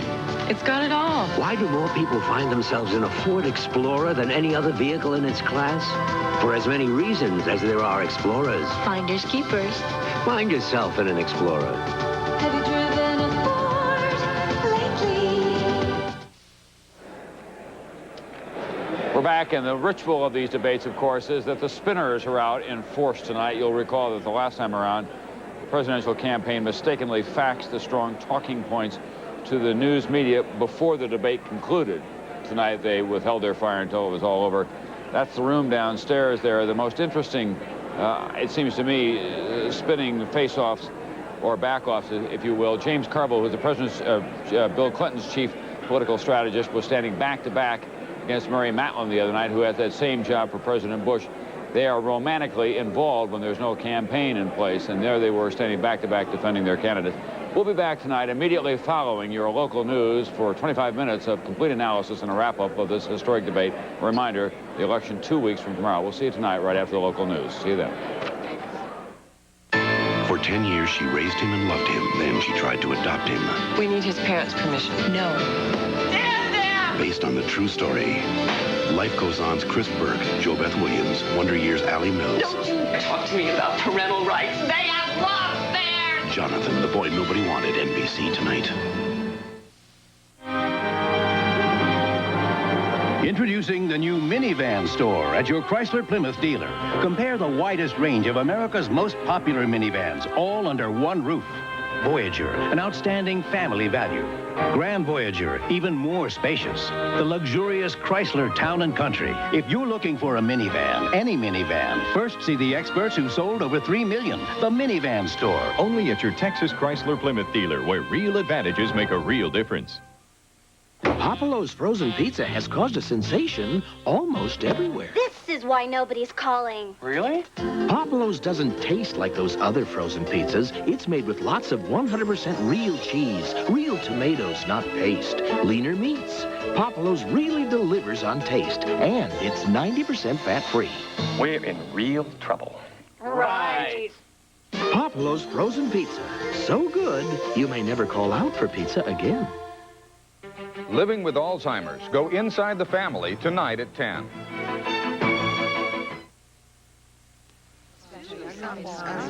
Oh, the worst part. Oh, the worst part is that cough in the middle of the night. Bad tasting medicine. She hates it. And then not knowing how much to give them. The best? I think the improved Triaminic is the best. Oh, our pediatrician told me about Triaminic. I love that accurate dosing cup. Oh, yeah. No more guesswork. All I know is it really works. She just loves the new taste. Oh, mine too. Give us your worst. We'll give you our best. Improved Triaminic. It works.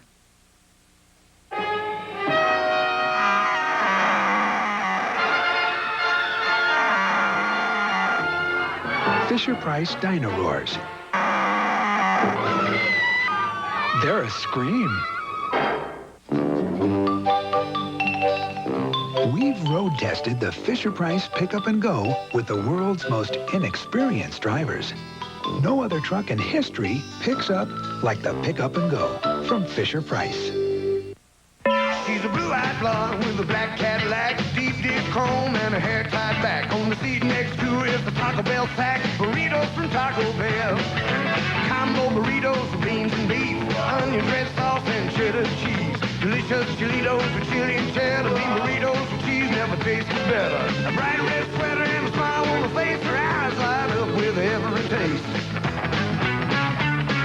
Burritos from Taco Bell, run for the border. Max Factor International creates sheer impact. Introducing a makeup that looks flawless in any kind of light. New color and light. It's different. Ours lets light in so skin looks flawless. Indoors, outdoors, anywhere at all. New color and light.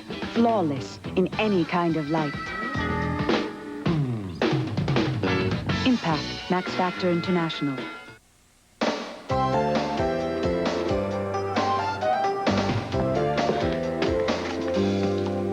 Detention?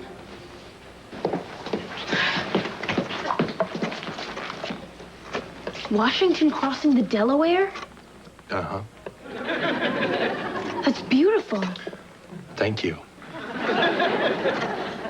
Mount Rushmore. Niagara Falls. What's this one? The Arc de Triomphe, as seen from the Eiffel Tower by night. That's amazing. I find idle hands are the devil's playground. What are you in for? Passing notes. Pathetic. How about you? Stealing the flagpole. You? Me? I tied up the cafeteria lady with hair nets and stuck her inside the meat locker. Excellent. Sit here. I'm going to do your portrait.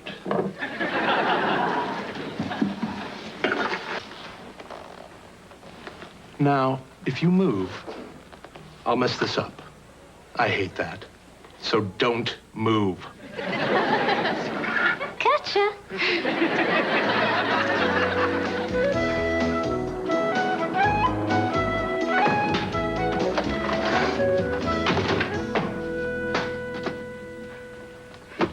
What? What? What? Don't talk to me. This has been the worst day of my life. Oh, don't tell me your problems. It's been the worst day of my life, and my life's been longer. Oh, yeah? Yeah. Oh, yeah? Yeah. Oh, yeah? Yeah. Well, I just came from detention. I spent 2 hours locked in a room with a cross between Pablo Picasso and Andre the Giant. Poor Six is still there having her portrait done. Oh, yeah? Yeah. Well, you didn't get chauffeured home in a squad car. You were arrested? No. I was riding my motorcycle, minding my own business, 35 miles an hour, helmet. All of a sudden, woo, pull over, please. The motorcycle is stolen, and the pink slip is forged. They impounded the bike, and I am out $500. How'd that happen? I had the pleasure of playing basketball with Father Swifty, the patron saint of Grand Theft Auto. I cannot believe a priest lied to me. Wait. If you met this guy playing basketball, how'd you know he was a priest? Well, he said he was a priest. Tony! What was I supposed to do? Check his pocket for bingo cards? I believed the guy. I hate people who lie. Why were you in detention? I lied. But it wasn't a real lie. A little harmless white lie to Mrs. Ubermeyer that snowballed. How much detention? A week. But the real problem is Six and I have tickets to Guns N' Roses Friday night. And I'm supposed to get this detention notice signed by Dad. He'll never let me go. Have you ever forged anything? Are you kidding? When I was doing drugs, I forged so many prescriptions, I got referrals from other doctors. What am I gonna do? You've just got to decide on your priorities. Telling the truth or going to the concert. You can't have everything. I know. Dad'll kill me. You know how he feels about lying. Looks like you're off the hook for tonight. Hi, kids. Gone to stay with a sick friend, Sammy. Nothing serious, I hope. With any luck, be back early tomorrow. Then he leaves the phone number, Dad. Well, that settles it. I can't believe myself. Here I am, contemplating lying and conniving, and meanwhile, there's Dad. Selflessly giving of himself to others. Hello? Just a minute. Jimmy Warren? Hello. Jimmy. The concert? Yeah, I mentioned it to Six, but Jimmy, there's a problem with me going. Of course I want to go. It's just that... Backstage passes? You got 4 backstage passes? I'll get... Guarantee college education for everyone who is qualified, among many other things, all with financial pain only for the very rich. Some people are having trouble apparently believing that is possible. Should they have that concern? No. There are many people who believe that the only way we can get this country turned around is to tax the middle class more and punish them more. But the truth is that middle class Americans are basically the only group of Americans who have been taxed more in the 1980s and during the last 12 years, even though their incomes have gone down. The wealthiest Americans have been taxed much less, even though their incomes have gone up. Middle-class people will have their fair share of changing to do and many challenges to face, including the challenge of becoming constantly re-educated. But my plan is a departure from trickle-down economics, just cutting taxes on the wealthiest Americans and getting out of the way. It's also a departure from tax and spend economics, because you can't tax and divide an economy that isn't growing. I propose an American version of what works in other countries. I think we can do it better. Invest and grow. I believe we can increase investment and reduce the deficit at the same time if we not only ask the wealthiest Americans and foreign corporations to pay their fair share, we also provide over $100 billion in tax relief in terms of incentives for new plants, new small businesses, new technologies, new housing, and for middle-class families. And we have $140 billion of spending cuts. Invest and grow. Raise some more money. Spend the money on tax incentives to have growth in the private sector. Take the money from the defense cuts and reinvest it in new transportation and communications and environmental cleanup systems. This will work. On this, as on so many other issues, I have a fundamental difference from the present administration. I don't believe trickle-down economics will work. Unemployment is up. Most people are working harder for less money than they were making 10 years ago. I think we can do better if we have the courage to change. Mr. President, a response. You have 1 minute, just the ground rules here. Well, yeah, roughly 1 minute. We can loosen that up a little bit, but go ahead. He doesn't like trickle-down government, but I think he's talking about the Reagan-Bush years where we created 15 million jobs. The rich are paying a bigger percent of the total tax burden, and what I don't like is trickle-down government. And therein, I think Governor Clinton keeps talking about trickle down, and he's still talking about spending more and taxing more. Government, he says, invest government, grow government. Government doesn't create jobs. If they do, they're make-work jobs. It's the private sector that creates jobs. And yes, we've got too many taxes on the American people, and we're spending too much. And that's why I want to get the deficit. Bill Clinton, can he reach out at this point to GOP moderates, people who are disenchanted with the president? He's trying to. He did that in Richmond, Virginia today. One of his points in his speech at the Capitol, a very short speech because he's trying to save his voice, his throat for Monday night, was that he wants to reach out to independents, to Republicans, to Perot supporters. So that really is very much part of the game plan. But they're also worrying about the base, and tonight set off on a bus trip in Louisiana to try to get out the black vote. They want to make sure that they don't lose any Democrats either. And Andrea, let's ask Lisa Myers now if there's any chance that Ross Perot will tilt to either Bill Clinton or to George Bush in the closing days of the campaign. Lisa? Well, Tom, one can never say never with Ross Perot, but it certainly doesn't look like that's going to happen. He's given us no indication that that's even an option. Ross Perot really has two objectives in these final days. That one is to rehabilitate his own political image, and the second is to put together a grassroots organization so he can continue to be a player after this election. As you know, Tom, Ross Perot likes the limelight. And Tim Russ, a big picture now. Is there a danger if Bill Clinton begins to plan too much for 1993? A real danger, Tom. The voters aren't wildly enthusiastic about any of these candidates. And if Bill Clinton begins to take them for granted or takes on the air of an incumbent, they've been known to punish people throughout this entire roller coaster year. And what about old-line Democratic pals? Will they begin to lick their chops now in the closing weeks of this campaign? And could that be a danger? Tom, they haven't had a White House in 12 years. Potomac fever is here. They're calling their real estate brokers, and if the American people begin to think it's that old Democratic gang again, you could see a sudden turn in the polls. All right, thanks very much. Tim Russert, John Cochran, Lisa Myers, and Andrea Mitchell in one order or another. Thanks very much for being with us tonight. When Nightly News continues in a moment, Hurricane Andrew and how it broke up a family, how the courts and the state tried to resolve this case. With these two, what you need is patience and a lot of energy. What you don't need is irregularity. I tried some stimulant laxatives, but they can work when you least expect it, like laxative roulette. And then I remembered Metamucil. When I was pregnant, my obstetrician recommended it. She said it's a way to get the natural fiber I need. Sundays on 2 News at 10. Bill Clinton and Ross Perot have gone at it. And twice the president has failed to gain on Clinton. Tonight, round 3, his last big chance to turn this race around.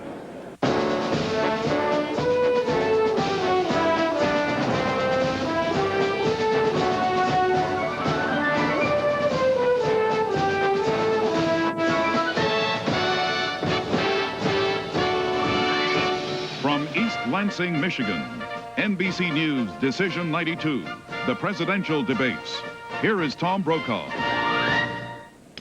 Good evening from the Wharton Center on the campus of Michigan State University, where for the third time... Deficit down by controlling the growth of mandatory spending. It won't be painless. I think Mr. Perot put his finger on something there. It won't be painless, but we've got to get the job done, but not by raising taxes. Mr. and Mrs. America, when you hear him say, we're going to tax only the rich, watch your wallet, because his figures don't add up, and he's going to sack it right to the middle-class taxpayer and lower if he's going to pay for all the spending programs he proposed. So we have a big difference on this trickle-down theory. I do not want any more trickle-down government. It's gotten too big. I want to do something about that. Mr. Perot, what do you think of the governor's approach, what he just laid out?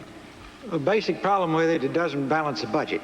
If you forecast it out, we still have a significant deficit under each of their plans, as I understand them. Our challenge is to stop the financial bleeding. If you take a patient into the hospital that's bleeding arterially, step one is to stop the bleeding. And we are bleeding arterially. There's only one way out of this, and that is to stop the deterioration of our job base, to have a growing, expanding job base, to give us the tax base. See, balancing the budget is not nearly as difficult as paying off the $4 trillion debt and leaving our children the American dream intact. We have spent their money. We've got to pay it back. This is going to take fair, shared sacrifice. My plan balances the budget within 6 years. We didn't do it faster than that because we didn't want to disrupt the economy. We gave it off to a slow start and a fast finish to give the economy time to recover. But we faced it and we did it. And we believe it's fair, shared sacrifice. The one thing I have done is lay it squarely on the table in front of the American people. You've had a number of occasions to see in detail what the plan is, and at least you'll understand it. I think that's fundamental in our country, that you know what you're getting into. Governor, the word pain, one of the other leadership things that's put on you is that you don't speak of pain, that you speak of all things. Nobody's going to really have to suffer under your plan. You've heard what Mr. Perot has said. He said it's got to do the things that you want to do. You can't do it by just taking the money from the rich. That's what the president says as well. How do you respond to that? If the numbers don't add up. For one thing, let me just follow up here. I disagree with Mr. Perot that the answer is to put a 50-cent gas tax on the middle class and raise more taxes on the middle class and the working poor than on the wealthy. His own analysis says that unemployment will be slightly higher in 1995 under his plan than it is today. And as far as what Mr. Bush says, he is the person who raised taxes on the middle class after saying he wouldn't. And just this year, Mr. Bush vetoed a tax increase on the wealthy that gave middle class tax relief. He vetoed middle class tax relief this year. And furthermore, people who know President Bush very well have told NBC News that he is puzzled and personally hurt by his low standing in the polls. But they also say he is not ready to start writing his memoirs yet because he still believes that a lot of Bill Clinton's support is mushy. Tom? Thanks, John. And at the same time, NBC's Lisa Myers tonight remains on the Perot watch. Lisa, what next for Ross Perot? Well, more homilies, Tom. Last night, Ross Perot failed to make the jump from performer to leader. And there are signs that those folksy homilies are beginning to wear thin. Perot sometimes sounded like a parody of himself from Saturday Night Live. Like the old carpenter says, measure twice, cut once. I'd go crazy sitting up there, slow dancing that one. I rest my case. His diagnosis of problems was at times unique. Perot on problems with education. 5,000 students, why is a high school that big? One reason. Sooner or later, we get 11 more boys that can run like the devil, that weigh 250 pounds, and they might win district. Not once did he offer a detailed solution, nor mention any of the politically unpopular tax increases and spending cuts in his economic plan. He was very cagey. He had no solutions. He simply repeats like drops of water from a leaking pipe what the issues are, but he doesn't say how he will solve them. Some voters did like Perot's promise to serve only one term and accept no salary. Business tax increases. Tonight, Perot begins airing his long-promised program on economic solutions. He predicts 2 long programs a week until the election. His campaign boasts that these programs, the debates, and millions of dollars in ads are improving Perot's image, which is what the Perot campaign is all about. As a person, as a comedic personality, I wouldn't vote for him in 100 years, but I like the guy. That's victory to Ross Perot. He now acknowledges that unless lightning strikes, he's not going to be the next president. But he promises to make the next couple of weeks interesting, Tom. Thank you, Lisa. Let's see if we can now put all the pieces of this puzzle together with our experts in Washington. See Andrea Mitchell, joined now by their boss, Tim Russert, Bureau Chief in Washington, moderator of Meet the Press, Lisa Myers and John Cochran. John Cochran, what happened to this Jim Baker speech? He's going to be the new domestic czar Sunday night in St. Louis. We're told that he had a new economic plan. Well, they still say he'll give it after the debates are over, but I don't know if even that will happen. A couple of reasons. First of all, what can he really say that George Bush can't say? And shouldn't George Bush be the one who's saying it, too? Let's say Baker gives a good speech, and everybody says, well, wait a minute. Jim Baker gave a good speech. George Bush isn't doing so well, is the wrong Republican at the top of the ticket here. So it's a lose-lose situation. They still say Jim Baker may give that speech next week, but they still now are saying they don't know what topic. All right, let's go now to Andrea Mitchell. And Andrea, what about in 8 days? That's a modern record. 3 men will meet on a common stage in pursuit of the presidency of the United States. This race still has 2 weeks to go, but the consensus tonight, even among Republican insiders, is that George Bush comes here trailing on points, on some cards by as much as 15 points. And more critical to the president, the state-by-state count, where after all the presidency is won. At the moment, Bill Clinton is leading in enough states to clinch an electoral college victory. So the polls, the economy, the calendar, George Bush faces not only that, but Bill Clinton and Ross Perot tonight. The President of the United States will need all of his competitive skills with 2 weeks to go. The moderator for tonight is Jim Lehrer of PBS. Good evening. Welcome to this third and final debate among the 3 major candidates for President of the United States. Governor Bill Clinton, the Democratic nominee. President George Bush, the Republican nominee.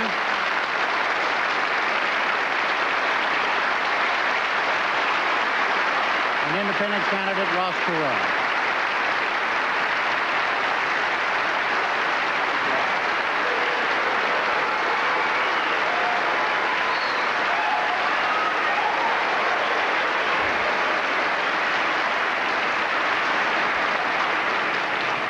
I am Jim Lehrer of the McNeil-Lehrer NewsHour on PBS. I will be the moderator for this debate, which is being sponsored by the Commission on Presidential Debates. It will be 90 minutes long. It is happening before an audience on the campus of Michigan State University in East Lansing. The format was conceived by and agreed to by representatives of the Bush and Clinton campaigns, and it is somewhat different than those used in the earlier debates. I will ask questions for the first half under rules that permit follow-ups. A panel of 3 other journalists will ask questions in the second half under rules that do not. As always, each candidate will have 2 minutes, up to 2 minutes, to make a closing statement. The order of those, as well as that for the formal questioning, were all determined by a drawing. Gentlemen, again, welcome, and again, good evening. Yeah. It seems from what some of those voters said at your Richmond debate, and from polling and other data, that each of you, fairly or not, faces serious voter concerns about the underlying credibility and believability of what each of you says you would do as president in the next 4 years. Governor Clinton, in accordance with the draw, those concerns about you are first. You are promising to create jobs, reduce the deficit, reform the health care system, rebuild the infrastructure,